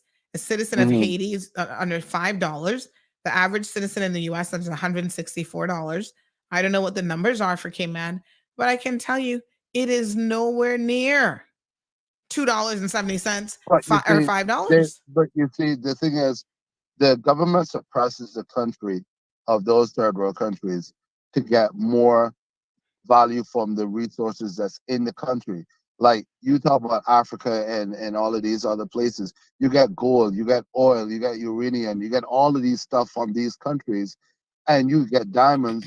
And they kill half of these people to get these diamonds for less than nothing, blood diamonds, less than nothing. And then you put a diamond, your husband go put a rock on his finger, and they're $15,000, right? Think about it this way: why is it that when we were during the pandemic, that certain diamond companies and gold companies on this island could sell diamonds at 80% off? Right? So you had a $15,000 ring that you could get now for $1,500 to $2,000, but all year long they were selling it. So you could imagine a markup they were doing if they could sell it at 80% off and still make a profit. The business not closed down. They're not closed down. You know what I mean? So they're exploiting all these countries. Trust and me, making it third when world. it comes to diamonds in particular, people need to educate themselves about lab-grown diamonds and leave what's left in Mother Nature alone. Take my word for it. Because you can get a lab-grown diamond that is a perfect cut and clarity, and you don't have to dig up in no mines and continue to destroy countries and conflict zones and all this conflict. They always talk about conflict-free diamond. I don't know if there's such a thing if it's not lab-grown, but believe me, you can definitely get one that is lab grown that's a perfect diamond and a lot cheaper too. The only thing I want to leave you with, what they should do is go to the DART organization to find out how much they are, roughly how much it costs to build that bridge, like the gentleman was saying, to build an overpass. Find out how much it was to build that type of bridge or that type of bypass, and try to do the exact same thing. But one of the things the government needs to do is to try to focus on getting from East End to Georgetown within a decent time, because if from Bordentown primary school to Prospect, it takes you 45 to 50 minutes. You understand? You can leave West Bay and get to town in a blink of an eye. Back in the day, you couldn't leave West Bay to get to town. It was the exact same thing. So they have two alternatives. They don't have an alternative on the east side. They don't. So God forbid if there's a motor vehicle accident and a fatality in like I said, in Lower Valley, you're not moving. And then of course the police has to come there. They have to mark it. They have to get the scenes of crime, come out there. They have to take pictures. They have to call the other gentleman raiding or whatever to come and do a craft assessment. So that's another 2 hours for them to do that. They can't just pick up the car and move, especially if it's a fatality. So they need to sort that out instead of freaking worrying about us and chickens. You know what I mean? You have time on your hand. You got to worry about chicken and roosters and all that food, that type of stuff. On the other hand, caller, are you saying that changes to outdated legislation, right, that does not reflect the current position that has been discussed for the past 15 or 20 years should never be made? Because no, I'm not saying it changes, but you make changes where it matters. You have, but you don't think protecting along the same lines of the environmentalists, you don't think protecting or endangered species matters? Yeah, of course, endangered species matters. At what point do they get priority? But and here's the other thing. But Caymanians is also endangered species too. But where's our protection? But listen to me. Listen to me. It is possible for you to entertain, and I know for some people it's very, very difficult to imagine, but it's actually possible for you to entertain and do more than one thing at the same time. So because DOE is updating the legislation as it relates to feral animals and whatever, why is it that they can't do that? And then education can't work on education reform, and Chris Saunders' ministry can't work on immigration reform. That's why we have them separated as ministerial divisions. Right. And you know what, Sonny, is they can do different things at the same time. It's not that difficult. You know what? When you protect an environment, what Miss Gina Peachtree does a really hell of a good job. And when you talk to environment, when they're getting into that case, what they should do is also talk to agriculture to make sure they set out cages to get these wild cats, get these cats, but that's part of the process, is removing them from, especially the areas that are considered really high risk to the. Where have you gone and seen cages set? They do it in the bushes where the birds, and this is it now, right? They do it in the most high risk areas, and in fact, my understanding is the capturing of feral cats and stuff under these new regulations has not yet come into force. It's something that they will get to, but there's stages to this. So they don't pass the regulations today, and by this afternoon, they're catching feral cats. There are processes that have to be put in place and have to be implemented. Yeah, but this legislation has been sitting on the books since 2013. And so you ask yourself, how much longer is it going to sit there before action is taken, right? So it's not even about the political arm of government. They might have finally said, listen, 2013 is a long time. It'll soon be time to redo the whole law at this rate. Go ahead and put the regulations in place, because the progressives government had a real knack for starting things and never finishing anything. But so a lot of things that are now getting finished actually started, to their credit, too, under their 15-year terms in government, but they were never able to push anything through, including the national ID. There's another example. But what the thing is too, Sandy, do you think it's better for them to put everything together, get everything? Because I could guarantee you, is that law gazetted with, and I'm not sure about the fine, because you, like you said, compass jump ahead of the gun. But if the regulations are now in place, the law has been amended from 2013. Okay, so if that law is in place, then they should have, when they do everything like this and got everything in place, the law in place, they should have already the cages and everything set. So it will still take time, including now that everybody's woefully confused, right? Now they have to spend time again, which is something I say should have been done a long time ago. They now need to go around educating people and talking to people about how the process will actually work, right? And they're using sort of best practice methods and international standards, even when it comes to the euthanization, collection, or whatever of, these so-called feral species. Okay, so here's the thing, Sandy. What they should have done, and I'm going to pick it back on your show now. What they should have done was said, listen, Sunday, we want to do a segment, an environmental safety, environmental thing about the feral cats and whatever next month, because this is something, a PSA, we want to start bringing this to light and educating the Sherman people and the people of the Highlands about what's going to be happening in the next few months. And this is what we have planned. So they come out with a pamphlet to say, this is what's going to happen in the next few months. Instead of dropping it on the we said this last week, I think either on Thursday or Friday. I think when it comes to communications, generally speaking, government, aka the civil service, seems to have some serious challenges. If I was grading them, I would give them an F, in fact. And why don't you apply for the job? When changes are coming down the pipeline, it is something that they need to do a much better job at doing well in advance of those changes, but they tend to wait until the regulations pass. Now, some of it, they say, is because they don't know exactly what the regulations will say. And so there's been kind of this back and forth consultative process, but I think there's stuff that they could still do, and it just isn't getting it done. So I'm in total agreement. And no, I'm not interested in applying for that job, but we do have, a forum here that obviously a lot of people listen to. And if they want to get their messaging out here, they're always welcome to contact us. But let's leave it there, caller.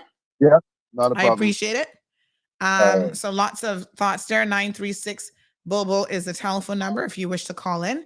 This segment, big shout out to Burger King this morning, is sponsored by Burger King. In case you haven't noticed, Burger King has come on board in a big way for 2023, and they're sponsoring 3 shows a week, Monday, Wednesday, and Friday. Go get your Burger King on. And for those of you who are into eating healthy, don't forget, Burger King does have salads on the menu. They've got meatless options and so on, the Impossible Burger. So, you don't have to be raising your cholesterol by eating a burger every single day, honey child. Keep on your dietary program. Enjoy a nice salad. The other day, I was eating a salad at home. My daughter says, "You gonna eat a salad again?"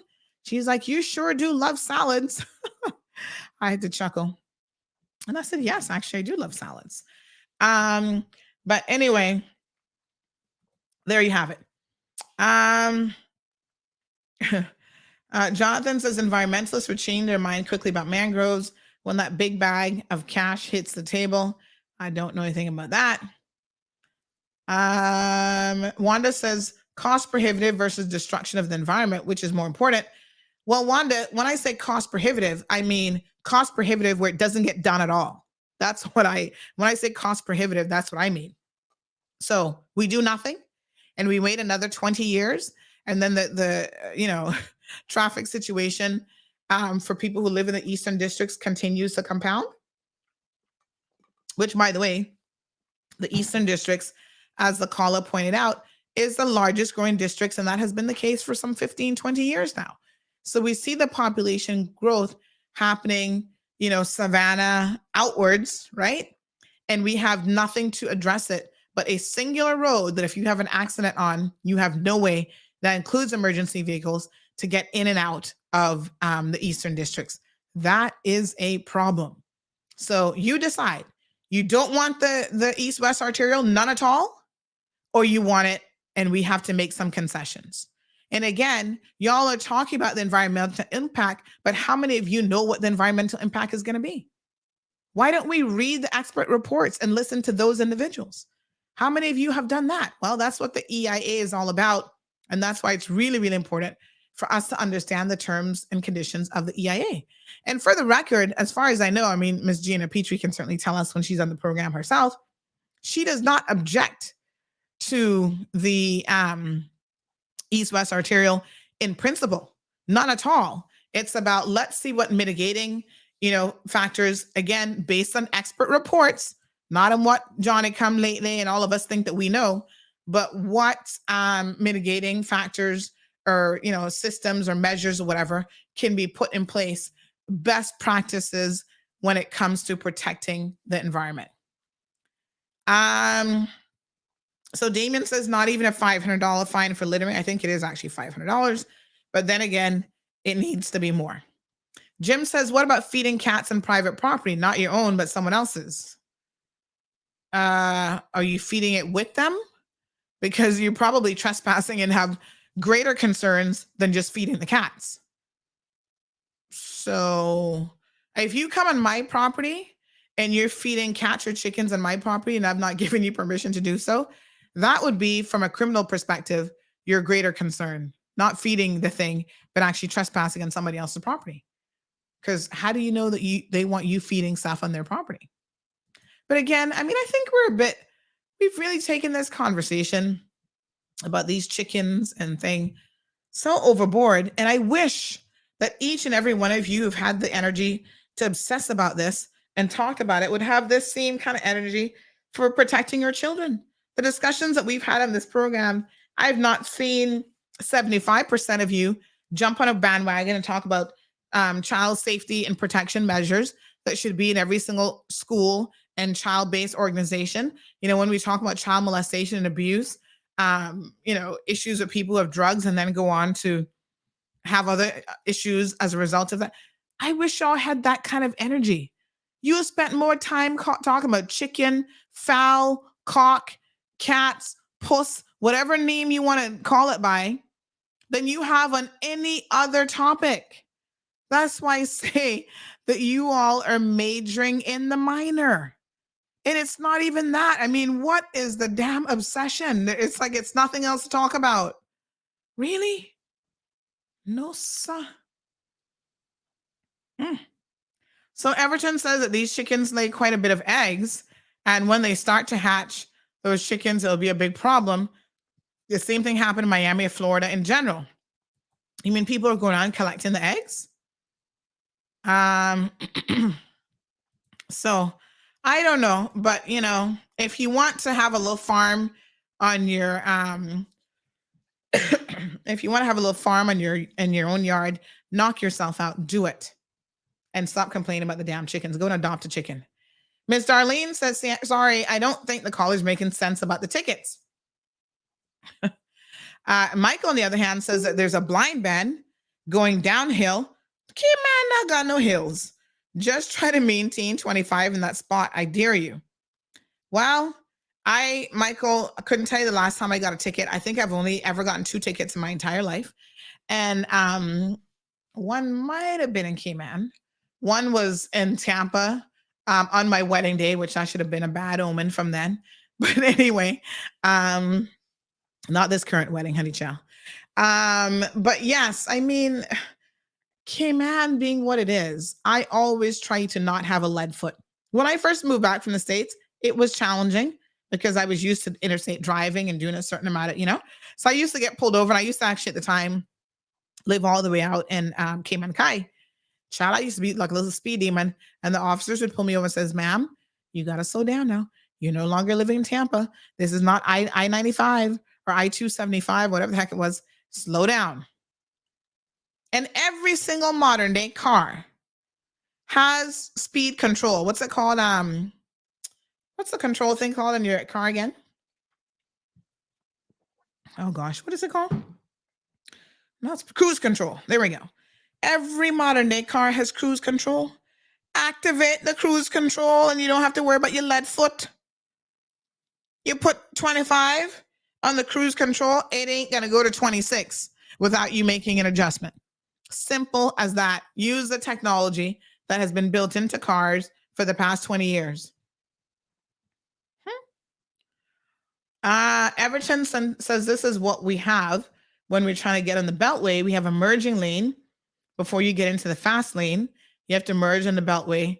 8 south. Do you have a fast lane, which always on the left on the out? Child, can I tell you something? There's a fast lane, and then if you're traveling from like Fort Lauderdale to Miami, there's express lane. So my GPS, last time I went up, was always forcing me to get in the express lane. And I told y'all how I had to rent, because I had so many boxes that trip. I had to rent one of these like cargo vehicles, and I wasn't really used to driving that, so I was taking my time, honey chill. And it put me in the express lane. And I literally had people passing me in the express lane, giving me the proverbial finger, because they're like, I can only imagine what they were saying. You driving too slow. And I was like, well, the good thing is there were not that many people in the express lane, so it wasn't really busy. But child, the people that passed me, they was not happy. They shoot me the bird. I was like, Lord Jesus, y'all out of control. I tell you, no sir. Patience is a virtue. Do a little bit of cruise control, honey child. Good morning, Danny. I'm on cruise control today. Yes, sir. When I listened to the person talking about the speed limit, I was extremely frustrated because it's that kind of mindset that refuses to help people like me change the law if you don't like something the way it is. Because what they decide to do is just pretend that the speed limit isn't there and just do what they think ought to be done. In reality, what needs to be done is, if you think the speed limit needs to be adjusted and you can justify why that should be the case, convince the government to change the law. But ignoring the law makes us a lawless society and frustrates the hell out of everybody else. Yeah. But I do think that the bigger comment of, oh, don't let Caymanians do that part as enforcement officers, because, you know, I don't know, they might get insulted that they have to do it to another Caymanian, or they might get into war with another Caymanian. It's problematic, because that's the exact reasoning that foreign nationals have used, especially when it comes to the RCIPS, to say why we need all these foreign officers. So it leads me to believe that they might actually have a valid point, that some of our officers are not capable of doing their jobs because of their connections in the community. They can't not tell who just called it in, and they can't keep things to themselves and follow proper investigative procedures, because, you know, it's like, oh, I know this one and that one and blah, blah, blah. Is that genetic or social? That's a social construct, of course. Exactly. So let's cut the foolishness out. I mean, I'm listening to people talk about this issue of cats and dogs and feral animals, and all I hear is emotional comments. What you have to do is you have to look at the reality. Don't you and I have conflicts often on your show? Well, I mean, I don't call it a conflict, but we have differences of opinion. Yes. That doesn't mean that it's a conflict from my perspective, Denny. No, it's a conflict of views. It's a difference of opinion. Yes, but that doesn't mean that the world is going to end. The way you get to a position where you understand what you ought to be doing is by talking about differences. Okay? It's important to talk, because if you don't talk, you know what the alternative is? Real conflict. Fight. That's right, real conflict. And so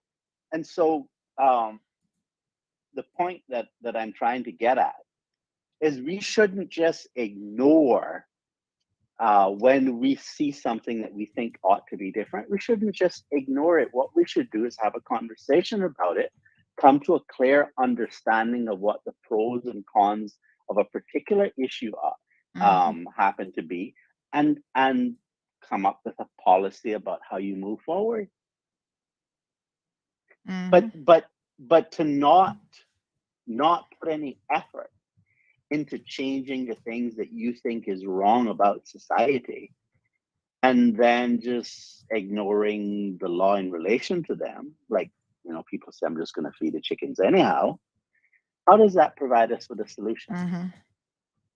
Right? All it does is prove the degree of lawlessness that we have in society.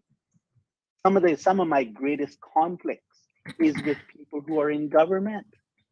They ignore the law themselves.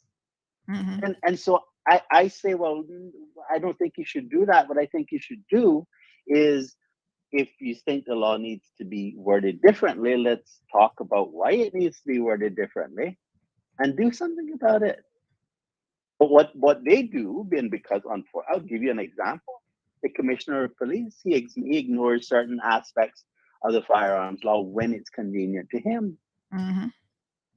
Okay. But that doesn't help us move forward. What it does is it damages the health of the society that we have, because it creates a conflict between society and law enforcement that, well, people don't want to help law enforcement because they see law enforcement doing many of the same things they're locking people up for. Mm-hmm. And the price of crime and corruption never goes away. You pay that for the rest of your life until you fix the problem. Sometimes you can't ever fix it because it's just so systemic. Mm-hmm. We don't want to get to that point. Look at places like Haiti, and you were talking about third world countries. Mm-hmm. I was watching a video recently of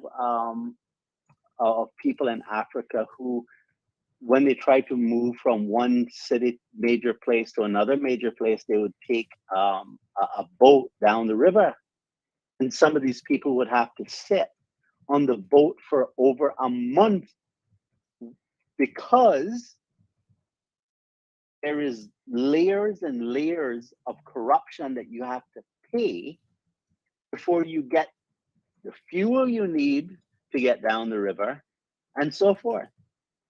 Mm-hmm. And so Mm-hmm. if you don't want to pay it, you don't go anywhere. Mm-hmm. Mm-hmm. Right? All right. So what I'm trying to say is, don't look at things that are wrong and just say, well, I'll ignore it and I'll do what I want to do and I won't try to ever fix it, because that is what I will only destroy us. Mm-hmm. And more, let me speak more specifically about this cat and dog issue. Or sorry, I keep saying that, but feral animal issue. And the fine applies to the entire law, not just feral animals. Right. Mm-hmm. So what the problem is that if you keep feeding them, their population will grow to artificial levels. Mm-hmm. In other words, the natural environment would not otherwise sustain a population of that size, which means their impact on the other creatures, like mm-hmm. in the case of chickens, you're talking about invertebrates. Mm-hmm. In the case of the cats, you're talking about birds and eggs and lizards, and because they have no controls. They have no natural prey and no controls in the environment, so they're already out of control, and they'll continue to grow. And so what I'm hearing people say is, oh, I love cats so much. I don't have anything against cats at all. But when faced with the reality of either we do this or here's the consequence, I have the strength to look at the situation and say, we have to do what we have to do. Mm-hmm, mm-hmm. It's just as simple. I understand the emotion, right? Mm-hmm, mm-hmm. But it's either, I look at it this way. In life, you're either going to do what you need to do in order to achieve a certain outcome, or you're going to do whatever you want and accept whatever the outcome is. But you can't have it both ways. Mm-hmm. So I think we need to have discipline. And if you want to find homes for the cats, put your effort into that. But we need a solution to solve the disruption that's being mm-hmm. caused in the wildlife. And the crazy thing about it, Denny, is I'm surprised at how easily we are all, or some of us, are happy to contribute to the problem. But when it comes to a real solution, and the only solution that people can come up with is, oh, let's capture, spade, and release them. That doesn't solve the problem. Now, if you want to be, if every single animal lover in this island who is so up in arms about this legislation decided that they could afford to take in 3, 4, 5 cats each, because that's probably the number you'd be looking at to try and get the feral population under control. If y'all would be willing to take in those cats and become the cat lady or the cat man or whatever, right? Do that. Take them in. And you'll see how easy or not it is to deal with feral cats in your home. It's not practical. Of course it's not. But they don't want to talk about the practical elements. They want to put forward solutions that are not practical themselves, which they think is the only way to do it, right? Doesn't address the core issue. And the feral population continues to grow and get out of hand. Like I said, I love, there are people who will rescue as many as they can. And I respect and love people who can do that. That's not me. I'm like children. I can only handle 1 or 2. Don't give me no 10 children and thinking that I'm going to be an orphan. That's not going to work for me, right? I don't have that kind of patience or mentality. Dogs, same way. I've had 2 and 2 was a handful. Give me 1 and I'm good. It's expensive too. Of course, because if you're taking care of the animal in the way that you should. That's right. And just like children, they shouldn't just be locked up on a back porch and an automatic feeder. You need to make them socialize with people, take them out places, make them see different stuff. Just sitting in front of the TV. They have to have some kind of mental, I don't know what the right word is, but some kind of mental agitation and experiences and stuff in life as well. Exactly. And on another note, I'd like to the roundabout. I like roundabouts. Lord and Jesus. the reason why I like roundabouts is that when you see roundabouts versus a 4-way stop with stoplights is a big picture, long-term thinking device. The intention there is that when you have a major storm, right, and at a stoplight, the power would be gone, and the chaos as to when it ensues there. In a roundabout where you don't have stoplights, first of all, you have less obstacles blocking junctions that has to be cleared. There's no electrical repairs to be done. If there are a couple of trees in the road, you move them and you keep going.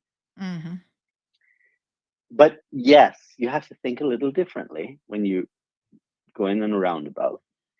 Your program, I think, is perfect for a project in which you have a video project, educational project that demonstrates all of the possible maneuvers in a roundabout. And you could take them roundabout by roundabout and show people first person, third person perspectives on how to properly navigate each of the intersections of a roundabout.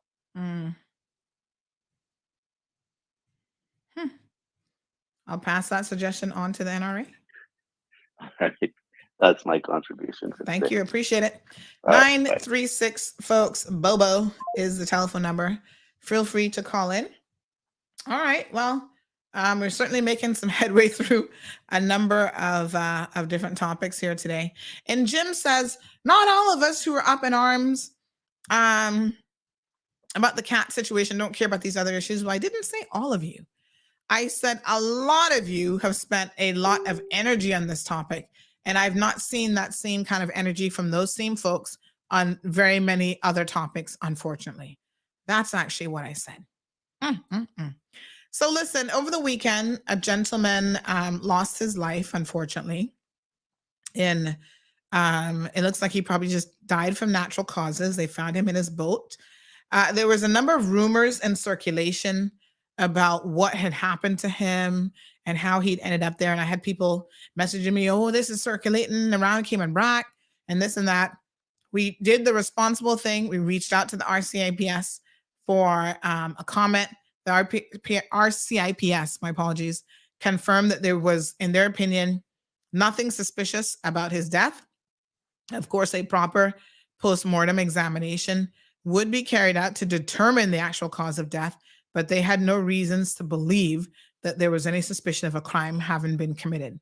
So as soon as we got confirmation of that, because we heard early on when the body was actually, the authorities were on the scene bringing the boat in with the body in it. And so, you know, we knew as it was happening, we decided to hold off on the publication of that whole story because we weren't really quite sure what was going on. So there are people who are like, oh, he was murdered and somebody put him in a boat and they covered him with tarp. And I mean, the stories were just like next level wild, right?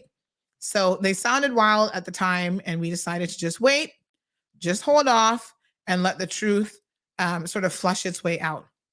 Now, when the truth became available, we posted it and said, you know, this is what the RCIPS has confirmed. So this person says, morning, you sound as good as you look today. Glad you're better. Your premiere is on Radio K-Man. Oh, my tweetums. So yes, indeed. Good for him, by the way. I'm glad he's there. He gets pressured. They're like, oh, you only want to come on Sam R. And he's like, well, I'm trying to reach the most people. But anyway. So yes, I must say that you know, sometimes we hold back on these things because we're not really always sure of exactly what the situation is. And that oftentimes is the best case scenario. Yes, fair enough. All right, so listen, yeah. Condolences to his family. There was a young man who claims that that was his uncle, and he decided to try to get facey with me. I don't know what to do with these young people, you know. Some of them just really need a knock upside their head. I mean, figuratively, not physically, because it appears to me that they are lacking in the common sense department. I mean, really and truly. Lord help them. And they don't understand that I'm a Georgetowner with sometimes 0 sense, right? So when they be trying to come up with me with their shenanigans and their rudeness, I'm like, listen, your mama might not have taught you any manners, but if you want a lesson in manners, you come with your rudeness to me and you're going to see what you're going to get. I'm happy to give you a quick lesson in respecting people. And more importantly, also getting information correct.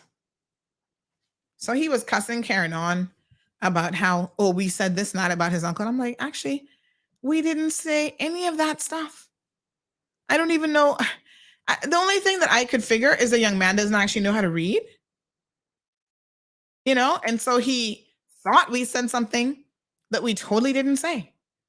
And so I suggested to him that maybe he pays attention in school, because the ability to read and comprehend something is a really, really important skill set.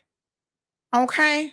And the way that you were writing, son, and the comments that you had to say were disrespectful on so many levels, but it also demonstrated that you better try and stay in school a little bit longer than might be required, because Jesus peace. No, sir. I have concerns, son, about your future. Let me just leave it at that. Yeah. But don't come trying to be rude to me, you know, because I don't know what your mama told you about Georgetowners. And just because someone has a degree of intelligence does not mean that they can't put you in your place at the same level of your understanding and comprehension.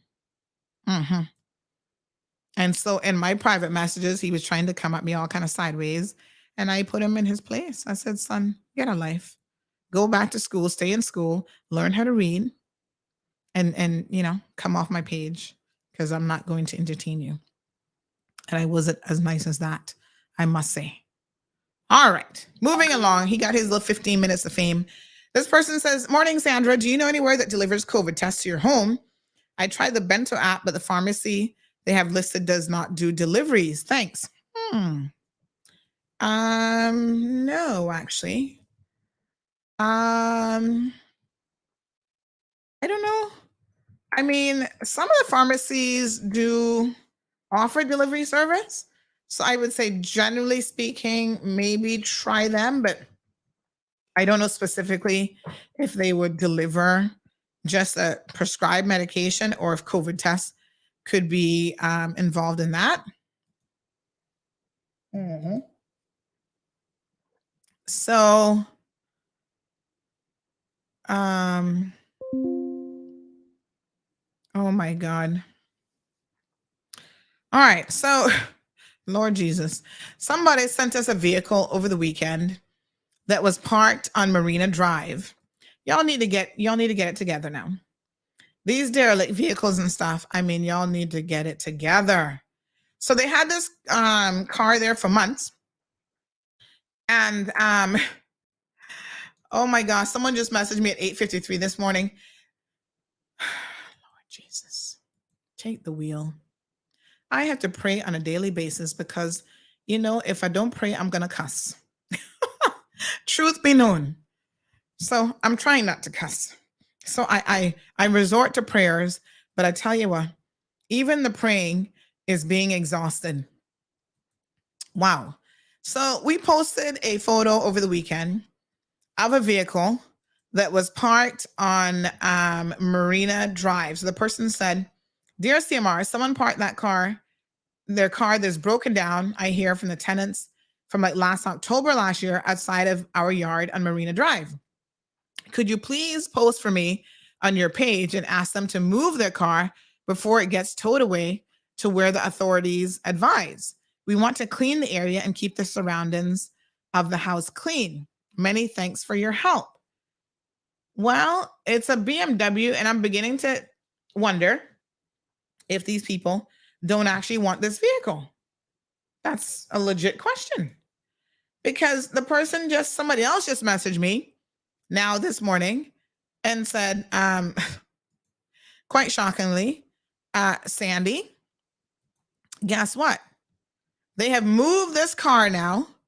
They said, "Good morning, Miss Sandra. I laugh so hard when I see that they moved this car from Marina Drive around the corner onto Omega Drive." Really? It now sits on the road end of Omega. For how long, I wonder? What are these people up to? It's got to go from there as well. Can you help again? My goodness. Seriously, people? If you have a derelict vehicle, and I don't know what the deal is with the vehicle, but if you have a vehicle that is not operational, that is not working, why can you not put it on your own private property? And if you don't own, my apologies, if you don't own property to put it on, then take it to a garage. Take it to your mama house or somebody else's property that you know that would not have an issue with you taking it off of the roadside. Parking a derelict vehicle on the side of the road, folks, makes zero sense. Get your act together. People are getting sick and tired of the eyesore that these vehicles that are abandoned every here, there, and everywhere. People are getting sick and tired of it. Come on now. You think you can move it around the corner, which makes me think it's probably drivable at some level, and people are not going to see it? Y'all need to stop the foolishness. Listen, what is the problem with the vehicle? Do you need to sell it and scrap it for parts? What's the issue? Why are you parking this vehicle just randomly on the streets? You know, does somebody need to steal it from you for you to get the message? Mark says Georgetown is a different type of people chase down Mercedes on the weekend. I hope y'all know. They're not easy, honey, chill. When you speak the truth, you always have people who are against you because of what you stand for, the truth. Child Everton, at some level, you can't really pay them too much mind. But, you know, I kind of laugh when these young people trying to, because what they do is they tag you and then they make this really rude post and whatever. And, you know, they'd be trying to come at you. I'd be like, honey, child, please. When you were in diapers I was probably graduating from university, and you should try it on for size. Stop tagging people, and you can't even understand what's happening in the world around you. I mean, get with the program. They're two-faced. Where's Be Well Pharmacy, by the way? I have no clue who they are. We got a pharmacy in every corner in Cayman now, so I would think that a few of them should be delivering as well. Sorry. Well, thank you for very much. Somebody else suggested Best Health Pharmacy. That one is in Crown Square. So I'll send that on to the individual. They said it's been sorted out. They're trying to get an order before 9 a.m. Well, child, this is Cayman now, you know. Don't get too many high expectations. Most businesses, unfortunately, are not open before 9 a.m. So even if they deliver, you better off calling a friend and saying, you got any spare kits? Drop it on my door. In West Shore Center. Thank you, Miss Bonnie. All right, honeys. Let me see here now. Miss Brenda is wondering if the BMW is stolen. I don't think it is, because, you know, obviously they can move around the corner, but somebody's being irresponsible, and I'm not really sure why. No, sir. Anywho, I tell you. All right, let's keep it moving, honey child. My philosophy for 2023, you know, every year I have like a little mojo situation going on, a philosophy. And my sort of mantra is probably the more accurate word for 2023 is based on the laws of physics. And so if you've been listening, I might have mentioned this before, but there's a law of physics. And physics was not really, it wasn't really my favorite subject, but I didn't mind it up to a point. Yes. And as it turns out, there are laws of motion when it comes to physics that in the law of life, which I'm more concerned about, really make good sense. Now, I don't know which of you physics experts out there, but I don't know which law it is that actually said this. I don't know if it's Newton's laws, because I think he had like 3 laws, right? So I don't know if any of these necessarily apply to his. I should probably look him up. What were his 3 laws again? Hold on, give me a second now. The first law of motion. I think maybe it's the first law of motion. I don't know.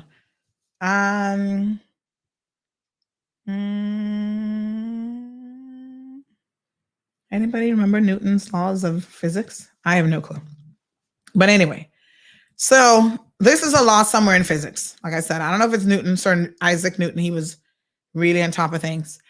But an object in motion stays in motion. Yeah? So I think actually that might have been his first law. That an object at rest remains at rest. Yes. Oh, honey child, poor me. Can't even remember. That was Newton's law number 1. An object at rest remains at rest, and an object in motion remains in motion at constant speed and a straight line unless acted on by an unbalanced force. So this is my mantra for 2023 that I'm going to live by. So y'all trying to remember this now. Sandy's 2023 theme for her life. And it applies in so many practical ways.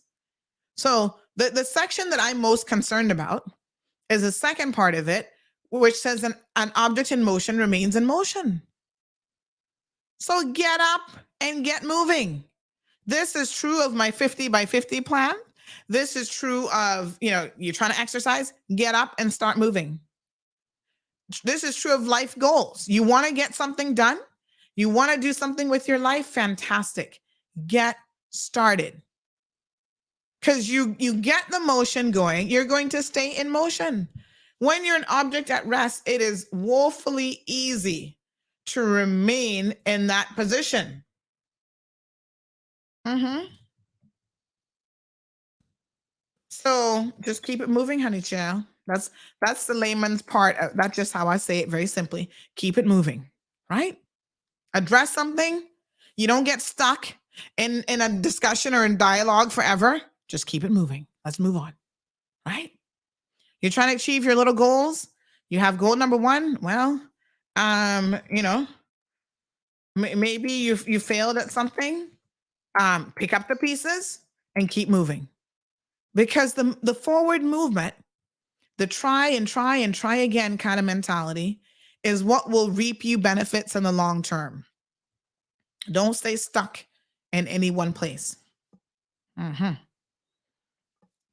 So the weekend alteration, by the way, this was an episode of Monday Rewind, but I forgot to play the song, but y'all know this on Mondays. We kind of recap what happened over the weekend. So there was a bit of a weekend altercation at Sol de Luna. Y'all be careful you don't become the next Bananas Nina. I don't know what it's about. Caymanians, child, they assume, and I have nothing to base any of the assumptions off of, but automatically once it's a Spanish establishment, they're like, the only thing they can fight over is woman. This is what Caymanians will tell you straight up. They're like, nobody not going to Sol de Luna and fighting about food, the beer, and nothing else. It's only the women that they must be fighting over. I do not know. But I do know that the victims, apparently, who got beat up in this situation is the son of a particular MP and his BFF. Now, my sources have said the BFF actually took quite a beating. And this is sad, really. But he has head trauma. And even on Saturday, as the story was starting to evolve and details were emerging, that apparently he was in the hospital with a brain bleed. And I was like, what? What on earth are y'all doing? No, sir. I mean, I don't know. I don't know what to say, but this sounds kind of crazy to me. And what a hot mess. I think y'all need to be careful out in these streets because, my God, it's dangerous. You go out there, honey child, and somebody hits you on your head. Next thing you know, you end up dead. This is nothing to joke about. That's why I don't like to go out in these streets, child. I want to just stay home in the peace and quiet of my own yard and not around any crazy people. No, sir. Anyway, speaking of head trauma, so we're hoping that this gentleman makes a speedy recovery and that he's going to be okay. Because, head injury is something that nobody should take lightly. Remember that actor who was found last year? He was found he was a comedian. He was found in his hotel room. He was doing a show like that night or whatever, but they found him in his hotel room deceased. And then they later found out that in fact, he had somehow had some kind of injury to his head. And they're thinking that it might have been just what he thought was a simple slip and fall in the hotel room. Maybe he hit his head on the, bed head, or he hit it on the door or something coming out of the shower. They don't know, maybe hit it on the toilet and didn't realize the seriousness of having your head hit. Your brain can't take as much trauma as you think. One good lick can kill you, can give you a concussion or worse. And so poor thing, he must not have been feeling well. And he went and laid down. And unfortunately, that was his demise. Wow. How sad is that? Oh my gosh. So, be careful. Yeah, you get a head trauma. Out of an abundance of caution, just go to the hospital and have it checked out to ensure that you're A-okay. Because otherwise, honey child, oh my God, your brain. So speaking of head trauma, On Friday, there was someone who was on a scooter, and the Bird Company, I don't even know who these companies are, but they contacted us and said, listen, it was not one of our scooters for the record, but it reminds me of how easily you can have head trauma and how incredibly careful you need to be, right? And how dangerous certain activities are, although on the face of it, they might not appear to be. So someone was on a scooter. The Bird Company said it's not them. Don't blame them. Listen, if you get on these scooters, the least you should do is put on a helmet. Because you fall, I don't know how tall the average person is, but say you're 5'7" is the average height. You fall backwards or sideways 5'7" and hit your head on a concrete or cement sidewalk, that can easily kill you, without a doubt. So I hear that this poor man was bleeding profusely out of his head, his ears and stuff like that. Lord Jesus, let me tell you something. After Hurricane Ivan, I saw a man fall off of a building. Oh my God. It's something, I don't know if my cousin's listening because she was there with me. It's something that I can never get out of my head, what I witnessed. He literally fell like right in front of us. And I was just like, oh my God, call 911. So we get on the phone calling 911, like, oh my God, this guy apparently right by Fort Street. And what's the other street that runs the other way? Fort Street, like right by that building where, oh God, 92.7 Star used to be in the corner. He fell off of that roof, that building. He's working on the roof, post Hurricane Ivan, trying to repair the roof with some other guys, and somehow slipped and fell and hit his head on the sidewalk right in front of us. Like, we witnessed this. And it was so shocking. I was like, oh my God. And I had my phone. I was like, call 911. And I got so frustrated with the 911 operator child because she was asking me all of these questions. And I was just like, woman, stop, just get an ambulance here because this man is dying. I'm seeing him before my eyes right now. Like, I was starting to cry. I'm like, this man is taking his last breath. He is dying, right? I could only imagine the internal injuries that he must have suffered because you could see his breathing laboring and it was starting to slow down. And I was like, oh my God, this man is going to die right in front of me. I couldn't believe it. My cousin and I, to this day, sometimes we still talk about it. And we were both traumatized seeing this happen right before us. And I got this time, well, what's he wearing? And I was like, what? I just gave you the location. Just send a damn ambulance. He's dying. I don't know if you're going to be able to save him, but just send an ambulance. Why are you talking me to death? Oh my God. And of course he did die. It's horrible. People, protect your noggins, protect your head, right? Remember the lady who worked at UCCI? She was a professor there, I believe. This was years ago. And my aunt, y'all know Donia, AKA Topsy. She has a little store there, Barn Center. So I go visit her all the time, and I'm standing up there, and I'm always seeing this lady scooching up and down Walker's Road on her little scooter. One day, I didn't see her, and I don't even know how the conversation came out. I'm like, oh, what happened to this woman? She fell off her scooter, hit her head, and died. I was like, what? Yes, a professor at UCCI. And, let's be honest, the sidewalks are not the best. There can be a pebble in the way. All sorts of things can make you fall. So if you're going to be using a scooter as a means of transportation, which I really wouldn't recommend, use a helmet. My daughter has one of the little kitty ones. And of course, I had to buy her a helmet with it. And she knows that even because she doesn't really go outside by herself and stuff, right?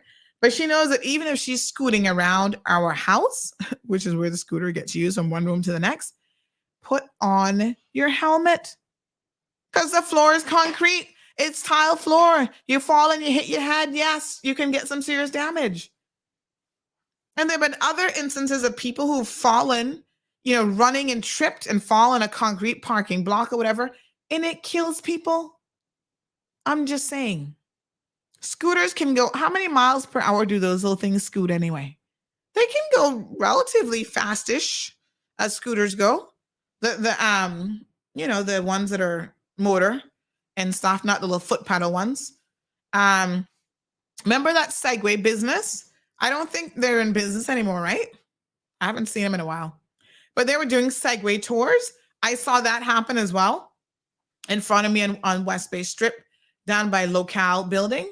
Guy fell right there, almost fell in the road.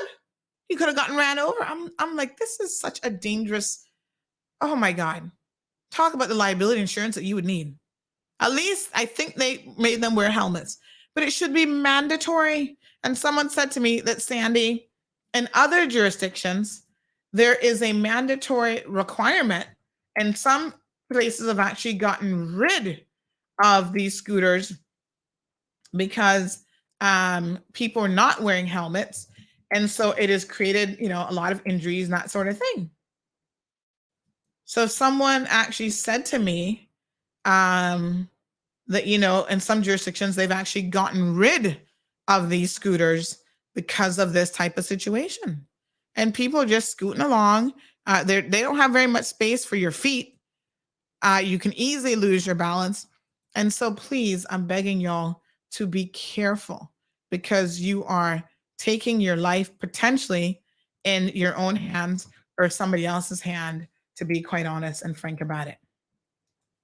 So we haven't received any updates about that gentleman who fell on Friday. I'm hoping that he's okay. I don't know. But it did look like he took quite a lick to the head, and his head was actually bleeding, which is an indication of very serious injuries. But we'll say a prayer for him. All right. Aliano says muy caliente about the fight at that place there.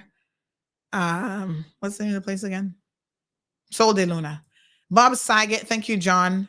Yes, poor thing. So sad. Miss Sue says, so bad and sad.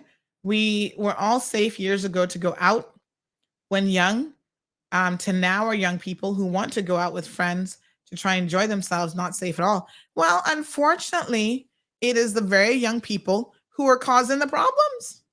And some of them not really all that young, Miss Sue. Middle age, out there fighting over woman and all kind of foolishness. They're not got no sense. So, yes, I mean, these things are very, very, so Jonathan says they come in all different speeds. What a mess. And you know what else I think is dangerous? I don't know who owns this business, but the little tiny cars that they're like self-driven. They're geared towards tourists. So I guess you do your own country tour or whatever, but they're very, very low down to the ground. And I guess they have some kind of GPS guide system on them. Child, you couldn't pay me enough money in the world to get in one of those and ride in the streets of Cayman. With all these crazy drivers I see around here, y'all must be crazy. No, sir. Absolutely not. First of all, any size vehicle hits you, you're already underneath their car, because they are so low to the ground. I didn't even know how their regulation. Do they wear helmets in those as well? I sure hope so, because that is a disaster waiting to happen. There's certain risks in life that I will just not take, honey chill. No, sir. You can keep that. Anywho, I should tell you guys, as we start to wind down a little bit, that apparently the earthquake has now claimed over 1,800 lives in Syria and Turkey.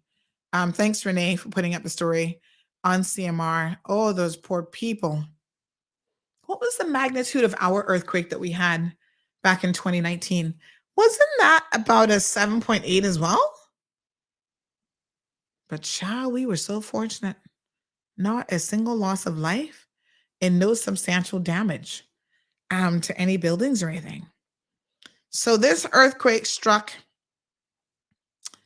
in the same region, they say, as one of the strongest to hit the region more than 100 years ago, east of Nordagi, which is a Turkey province, 24.1 kilometers deep and 14.2 miles east of Nordagi. Oh my gosh. Aftershocks, of course, continuing. The Turkish disaster agency is appealing for help from the international community as it conducts search and rescue efforts. The United Kingdom has already committed to sending search and rescue specialists and an emergency medical team to Turkey Monday evening, so by this evening. And the British Foreign Ministry said that 76 search and rescue specialists will arrive in Turkey by Monday evening, along with 4 search and rescue dogs and equipment. And they are supporting them as much as they can. So the U.S. has also pledged their support, and hopefully now the people can get the help that they need as quickly as they can. That is so sad. So Jonathan was asking about a question. I saw your question, John, about agriculture, selling of agricultural products. And I'm surprised you didn't know this. But yes, honey child, I'm happy to share a little piece of nugget information for you. But you do not need a business license, to produce and sell agricultural products. Section 3, subsection B of the Trade and Business Licensing Act. Go look it up, honey child, read it for yourself. But that is one of the areas that's exempted from needing a trade and business license. So it's good to know these things, Good morning, caller. Welcome to the program. Good morning, Sandy. My name is Dexter Max, and I was probably one of the first police to ride a big motorcycle here in the island. That was many years ago. Yes, sir. And the subject of helmets. What I'm about to tell you, a lot, I would say the majority of people don't know this, that strap is not a throat strap. It is a chin strap. And every strap helmet has to have a little cup which fits right over your chin, because like the instructor told me at Elston Road Police Riding School, he says if you hit your forehead and you got it in your throat, you're going to choke yourself to death. That is not a throat strap. That is a chin strap, and it should come with a little cup. But a lot of people would take them off because it's convenient, but they don't want it under their chin. They want it just up in their throat. But they don't realize you might still not have worn that helmet if the strap is into your throat. Well, thank you for sharing that. That's good to know. Yeah, because I was at the police Elston Road driving school back in the 60s. And when me and Eric Smith went there, they have really good instructors, and they always want to make sure everything is safe. It's about safety when you ride a motorcycle. Anyway, I appreciate it, my dear. Okay, you have a wonderful day. You too. Bye. Thanks so much. So yeah, that's a bit of useful information. Is not just wearing a helmet, but knowing how to wear it properly can be a matter of life and death. Thank you, caller. Appreciate it, Mr. Dexter. Okay. All right, my dear. All right, folks, 936 Bobo. We're going to start to wrap up here. So yes, Jonathan and anybody else who did not know this, there are certain types of businesses that are exempt from having a trade and business license. And agriculture is one of those. So here we go. This act does not apply to subsection 3A. Any trade or business license are registered to be carried out as a trade or business under another law without reference to this act, including where the law exempts a person to whom it applies from registering, being licensed, or paying a fee. Subsection B, the Caymanians who produce, or sell agricultural products or cottage industry products, including, for example, jams and jellies, heavy cakes, sauces, and thatch work. So if you're into any of those things, honey child, you do not need a business license. Good morning, caller. Good morning. Yes, ma'am. This is a little bit off topic, but not too much. Mm-hmm. And like I said the other day, I had strict instructions to ask or to put this out there. Mm-hmm. This lady is complaining about the cost of living. Mm-hmm. She's an elderly lady, but she's not an elderly lady that she can't help herself or anything like that. Can I pause you there, caller, because you've called so late in the day that we would have no chance to really give this the ample attention with only 5 minutes left that it should get.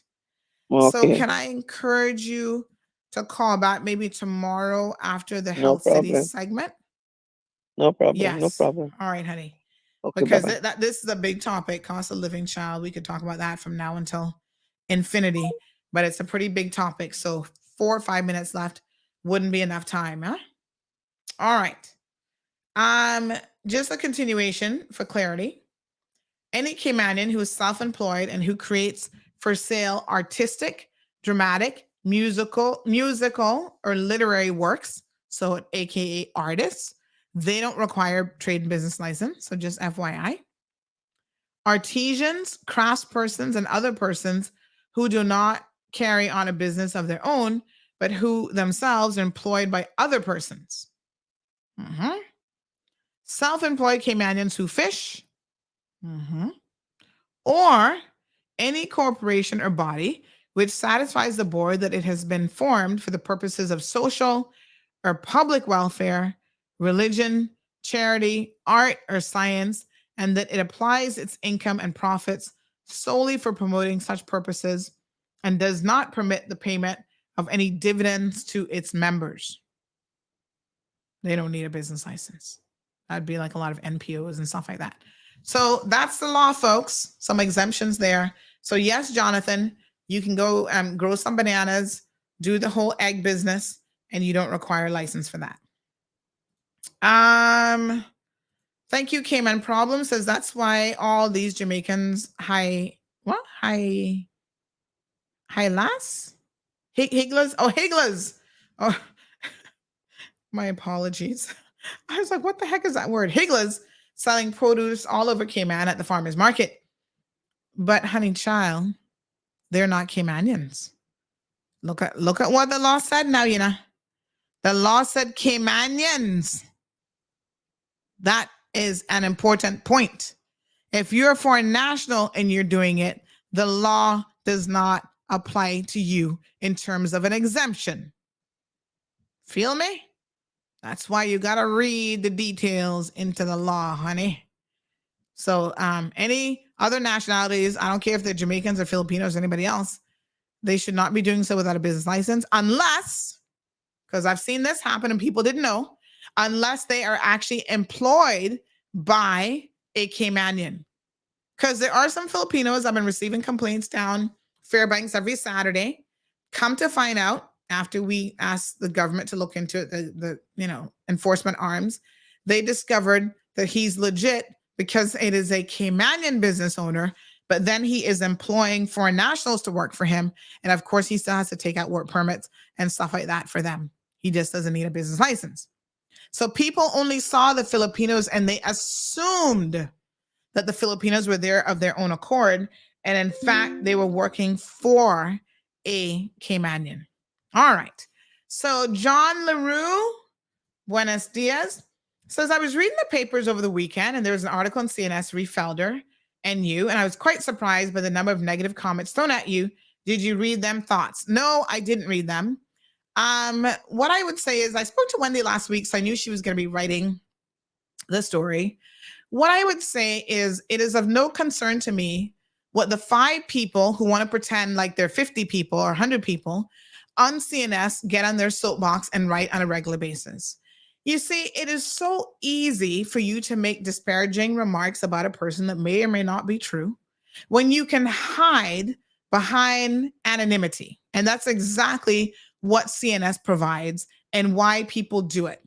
It's also the exact same reason why, if you notice, if you were to go to social media, John, and you went to Cayman News Service, let me prove my point to you, and you saw the actual same story on their social media feed, there would likely not be, let me share the screen with you, there would likely not be a single comment on social media, because this is what people do best.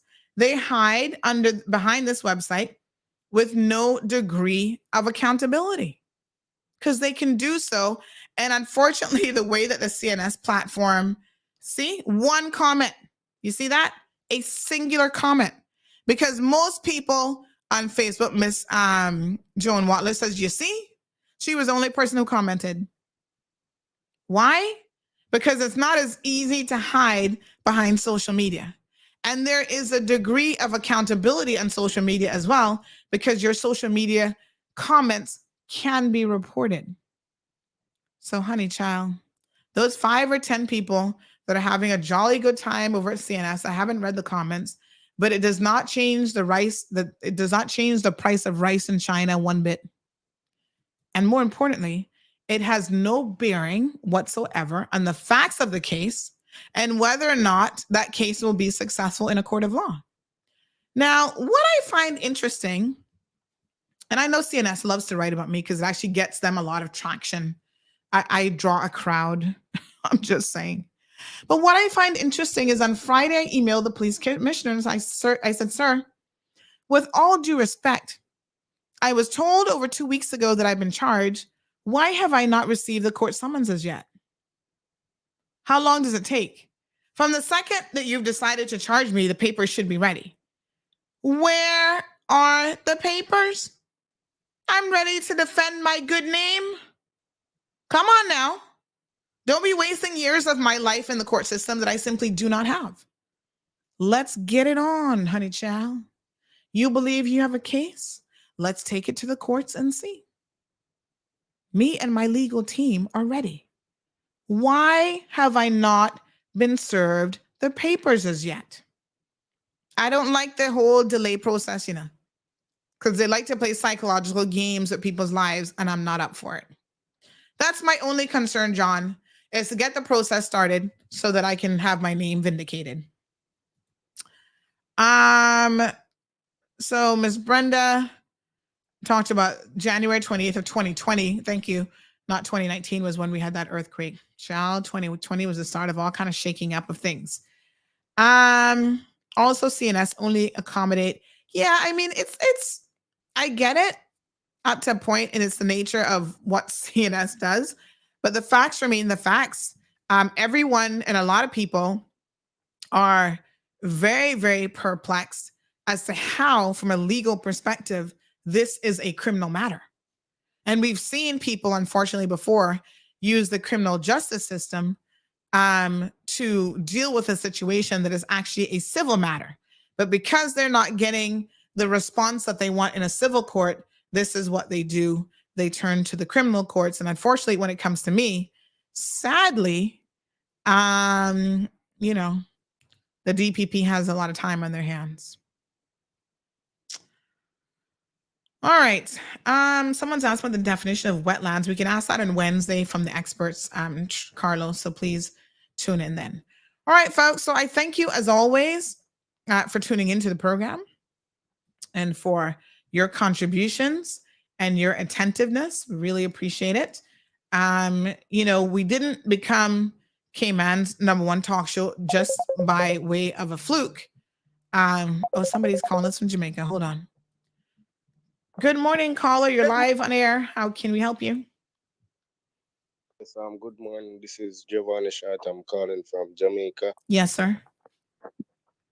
I was doing a something that a business with Levy Ambrose Pauline said that and recommend me to him and said that he can get me on the island, which I need to pay for the permit, and I give him $360 along with my Which Levy? Can you specify Levy who?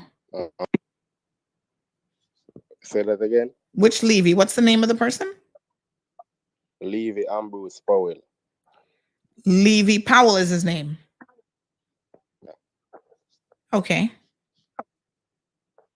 Yes, I give him the 360 on my documents, and he said he will put in the permit. He will grant the permit, and then. So what sort of job was he promising you?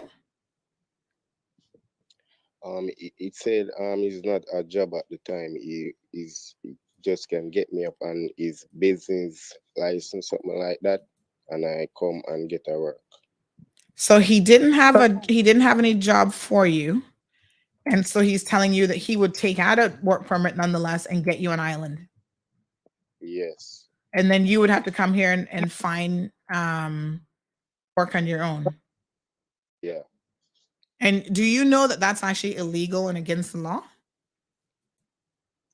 No, I didn't. If I did, I wouldn't be doing this with him. I didn't. He told me that it is film business, and he did it before with multiple people. So and my aunt said, which is true, he did get some people up. So I was. But he doesn't run an employment agency, so he can't do that. That's completely against the law. And anyway, so you sent him money. How much money did you send him? What kind of position were you paying for? The permit, him send me 360 for the permit, so him granted, and then when I come up, I give him the other 360. So he was going to charge you basically over $700 for a work permit. Yeah. And do you know what kind of work permit he was going to be taking out for you? No, I'm not sure. Okay. Because my auntie daughter, she's the one that told me she she have somebody at the immigration. She told me the permit didn't grant, so and she had to take back the money. So I text him and say the permit did the grant, and him and say the permit got you is not like that, and the permit got you is just a contract him sorting out now and things, and then it become an argument where just back and forth. I tell him say I want back the money, and he say all right. Then him say the 23rd of December get back the money to me, and then from there it's just beer stylings. I don't hear back from him.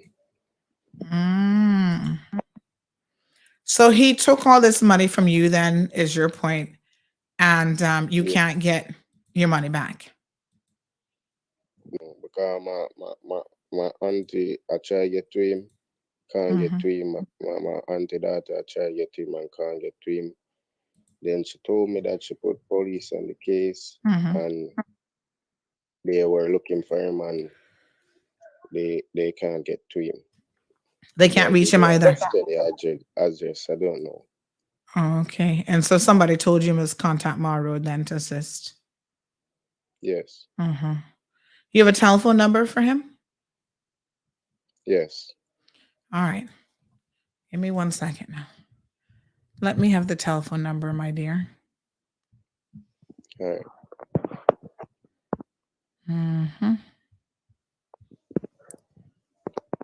Let's see.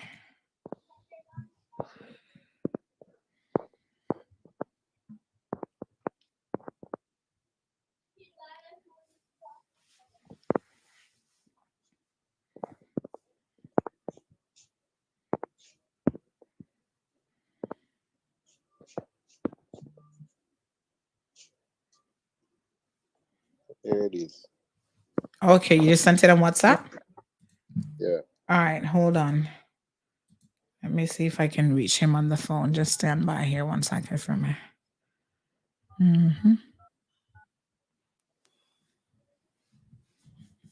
Call cannot be completed at this time. Please try again. Thank you. So- From Flow. Service message 14. This number sounds like it's disconnected. So he must have gone get a new number now after he scammed you. Yes, exactly. Because he told me, I don't know if it was his wife. And he called before and she told me, and I hear her on the phone say the permit take. I was asking how long the permit take for grant, and she said 2 to 3 weeks. All right, hold on one second. Because sometimes what they do is they don't pay the bill, but then the WhatsApp will still work, right? So let me see now if I can call it via WhatsApp and see if he's going to answer that. All right, give me a second here. These people not using man. No, sir. And how hard was it for you to get this money together? I'm sure it wasn't easy, especially if you're looking for a job. It was very difficult because I did just well want to leave the island because obviously I work is so hard out here to get to Jamaica. Mm-hmm. So you're in Jamaica currently? Yes. And you wanted to come here? All right, hold on one second. Let me try him on WhatsApp.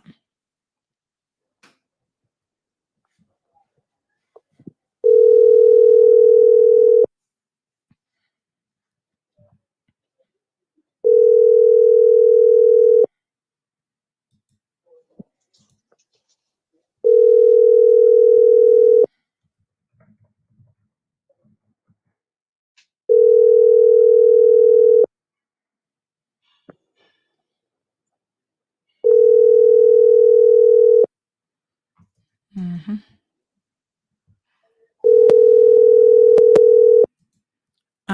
Who's Mr. Lee? Do you know the name of the wife? He's not answering, but the WhatsApp is at least ringing. Do you know the name of his wife, my dear? No, I don't really remember. I would have to ask my cousin. Mm-hmm. All right. The last time I checked, she did travel to Jamaica. Yeah. How did you find out that Mr. Levy Powell could actually take out a work permit for you?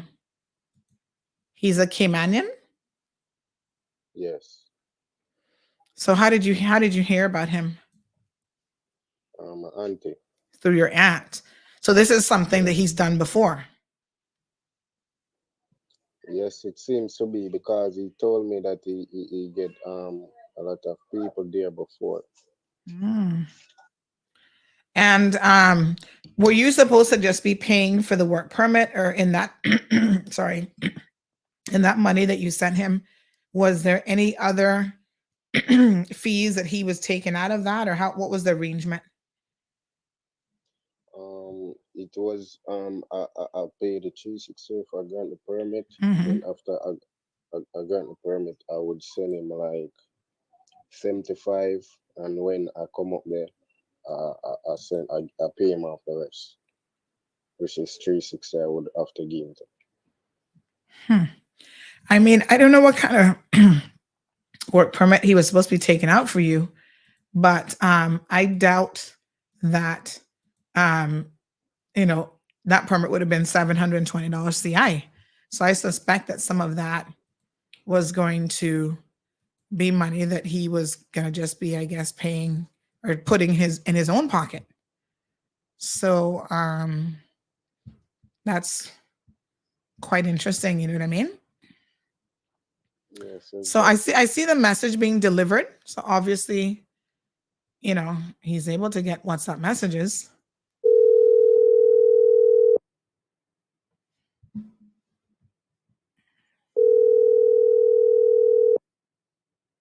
Let me try another way.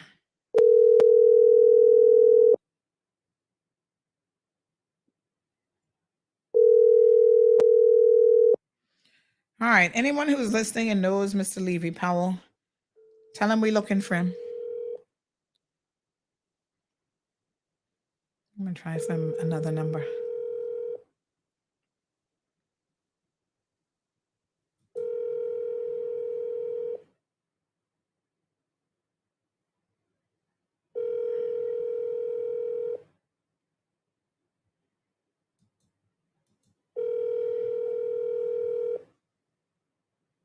Mm-hmm.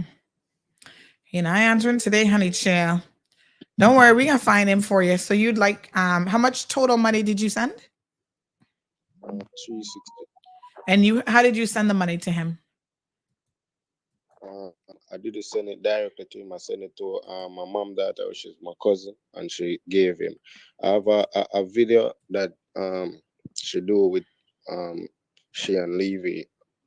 Oh, send me the video on WhatsApp right now. Let's have a look and see what he looks like. Because I don't know who this Levy Powell is supposed to be. His face wasn't showing. They just like talking in the car and I say, here is proof I give you the money, and they could just the money and the two of them. But all right, send that, because of course proof is very, very vital in these types of situations, because he'll claim that he never got no money from you and that this whole thing is a makeup story. So having that bit of evidence would be very instrumental in getting to the bottom of this. It sounds like Mr. Levy owes you money. Now, when was it that you actually, how long ago did you send him this money? I think his one was in August. Wow. Yes, then he tell me 2 weeks and I basically give him a month. Then he tell me say my boss send me the something, and then after that it's just go on until me not definitely can't hear from him. From August. Wow. So it's been a while. Ay. All right. Well, send that video. What I would say is, unfortunately, it sounds like you've been scammed by this man, which is quite unfortunate.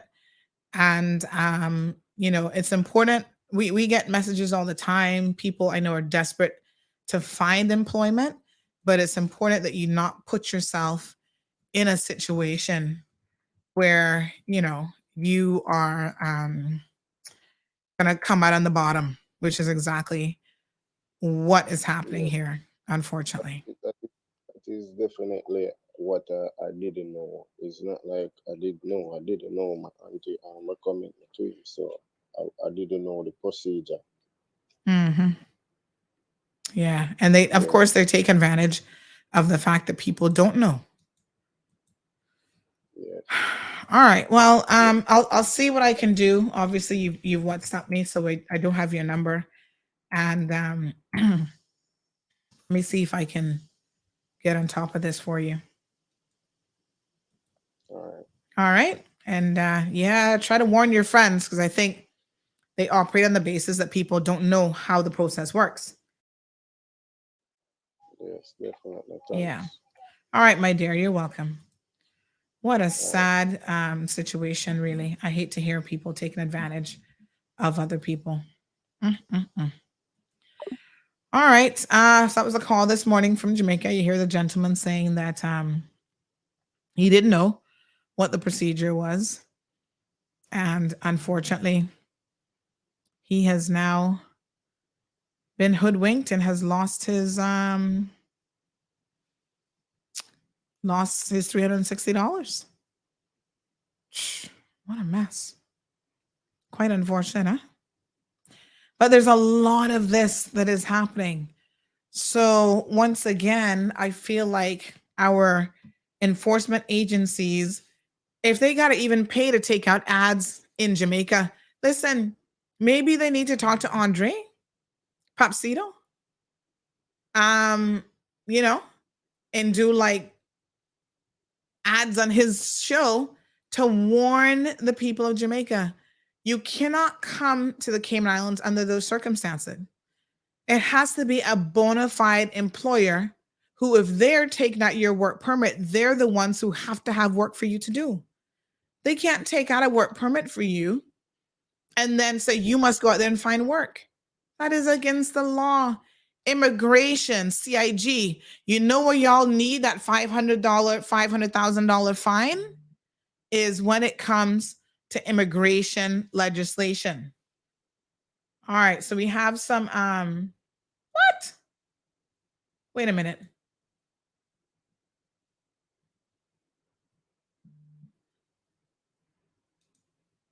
I don't understand this. Hold on. He's saying that this is him. Oh,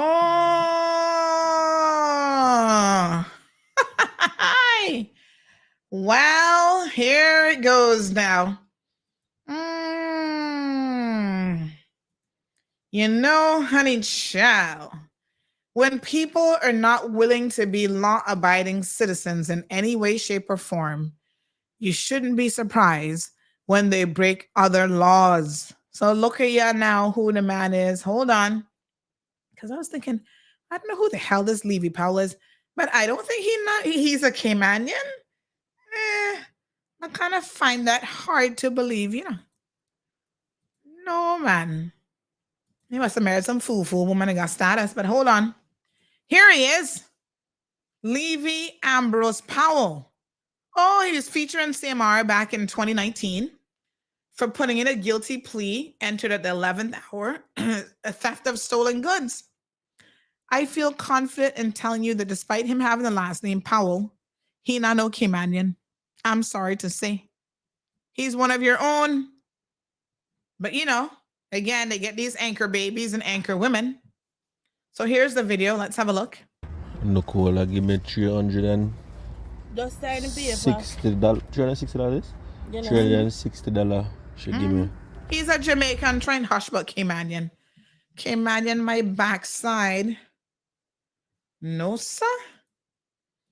No, honey child. That's a Jamaican through and through and through. I could just look at him and tell you that. Yes, my dear child. And even worse when we hear him. Somebody says I went to school with him. Where he from then? Tell me. Which yard in Cayman he from? Who he from? Oh, Lord have mercy. Hi, this one say he's a Caymanian? Lord Jesus. What's that? Well, he got some kind of status here. However he got it. Wow. No, TD. Let's watch that video again. Hold on. He lives in Newlands. Nicola, give me $360. Just sign the paper. $360? $360 she give me. Somebody say he came out and he lived Newlands. They said I would assume Caymanian because it was government school from primary school. But you know, some people come here from young and you know, like I said, they got status by now. But anyway, don't worry, we can find out what he is in a minute. Wow, I tell you what. No, sir. We can definitely find him.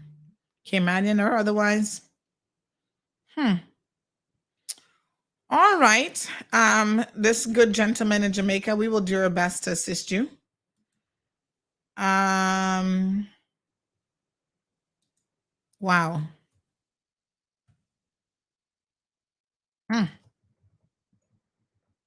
Wow. Well, y'all see why we have such an uphill battle in this country with the fake work permit situation. Amelia says, here it comes, honey child. Sophia says he's actually a born Caymanian. Isn't that disappointing? Who is Sophia? Please tell me who his mama and dad is. Who he from? This person says his family's originally from Jamaica. His dad and uncles went to school here. Okay. No, sir. Kaboom. Everton says that's what people do. They play with the weak and destitute. I bet you he would be playing with that man if that man was here. This other person says he's a real criminal. Look like it. If that man was here, I bet you he'd box him a couple times. Well, wow. No, sir. These people are bold, man. Honey child, there's not nobody who can get you no job. And I don't even know how he's already a criminal. When immigration gets a work permit from him, that should be scrutinized left, right, front, bottom, surround sound, 360. So he probably can't even get a work permit approved, much less he just taking people money. Lord Jesus. Let's end the show and go to the news. Y'all have a fabulous day. Stay blessed, not stressed. And be careful with these scammers out here, my dear, because believe me, they are something else. They come in all shapes and sizes, colors, creeds, and nationalities, apparently. No, sir.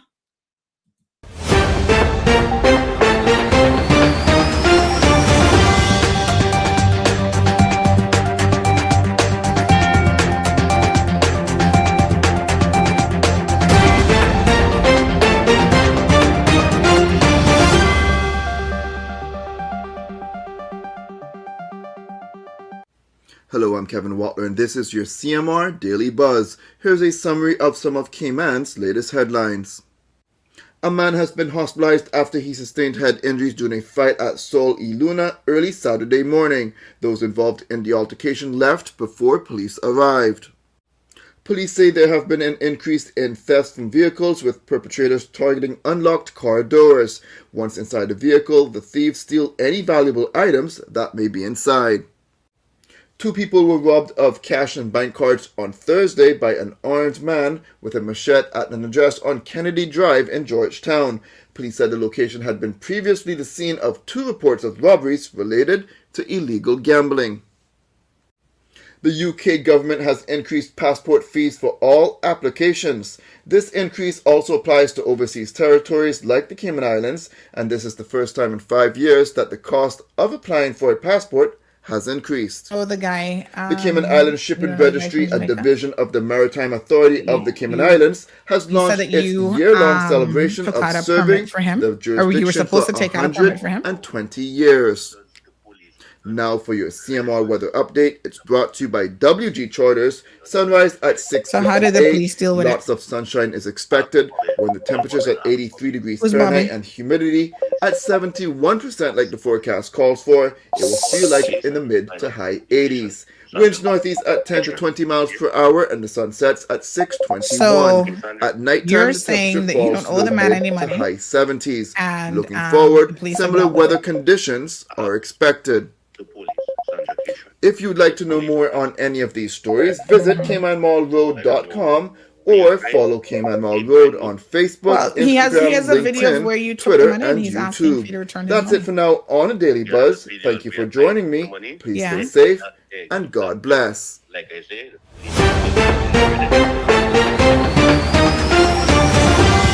Will I contact your phone because he called the show and explained exactly what happened and provided all of the details and said that he took his money from his phone and he never got the permit.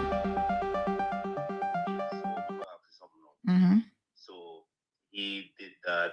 When did he do that? He said August of last year. No, he said. No, I said when did he did that? When did he do what? Send you the money? No. You said that he said something to you. Mm-hmm. And I'm asking when he said that. This morning.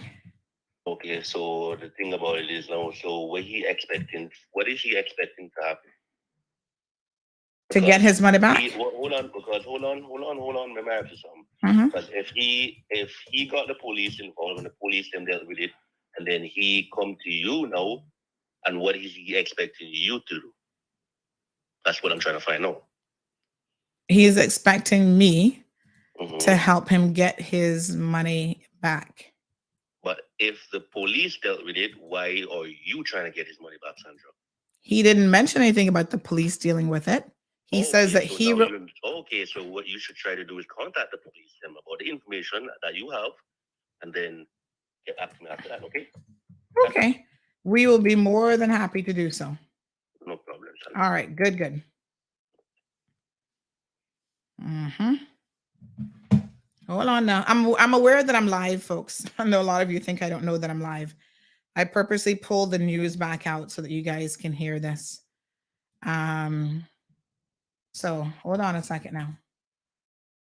All right, let me see.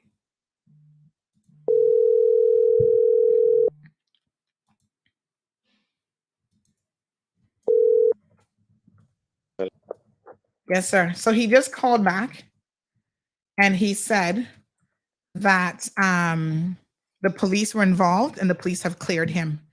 So tell us which police officer you spoke with and what the outcome of that was.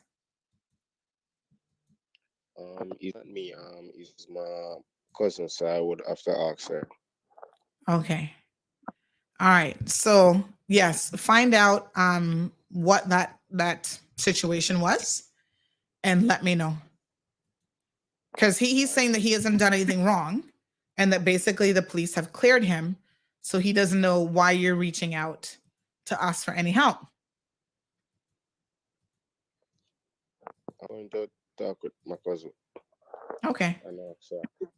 Yes. And let us know what your cousin says. Yeah. Okay. All right. Thanks.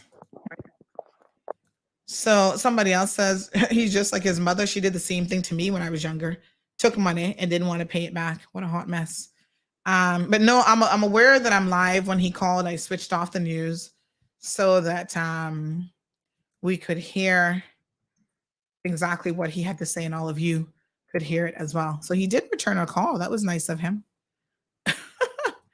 Aliana says he's bold and bright. Cece says real scammer. Yes, my love. Them bold, all right. The tone, the attitude. Definitely full of that. All right, we'll get to the bottom of it. Chances are the police probably said it's a civil matter. That doesn't mean that it's not immigration fraud, but you give people money, they're not going to do anything that's not a police matter. That doesn't mean that what this man said did not actually happen. So to be very, very clear. All right, so here we go, folks. Here's the news again. Thanks very much, and we'll speak again tomorrow, and I may have further updates for you guys.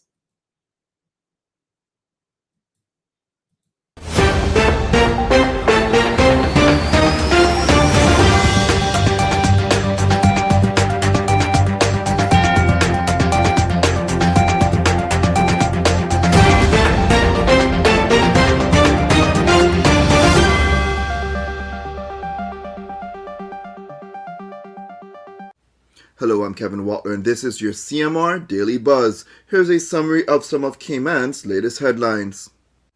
A man has been hospitalized after he sustained head injuries during a fight at Sol y Luna early Saturday morning. Those involved in the altercation left before police arrived. Police say there have been an increase in thefts from vehicles, with perpetrators targeting unlocked car doors. Once inside the vehicle, the thieves steal any valuable items that may be inside.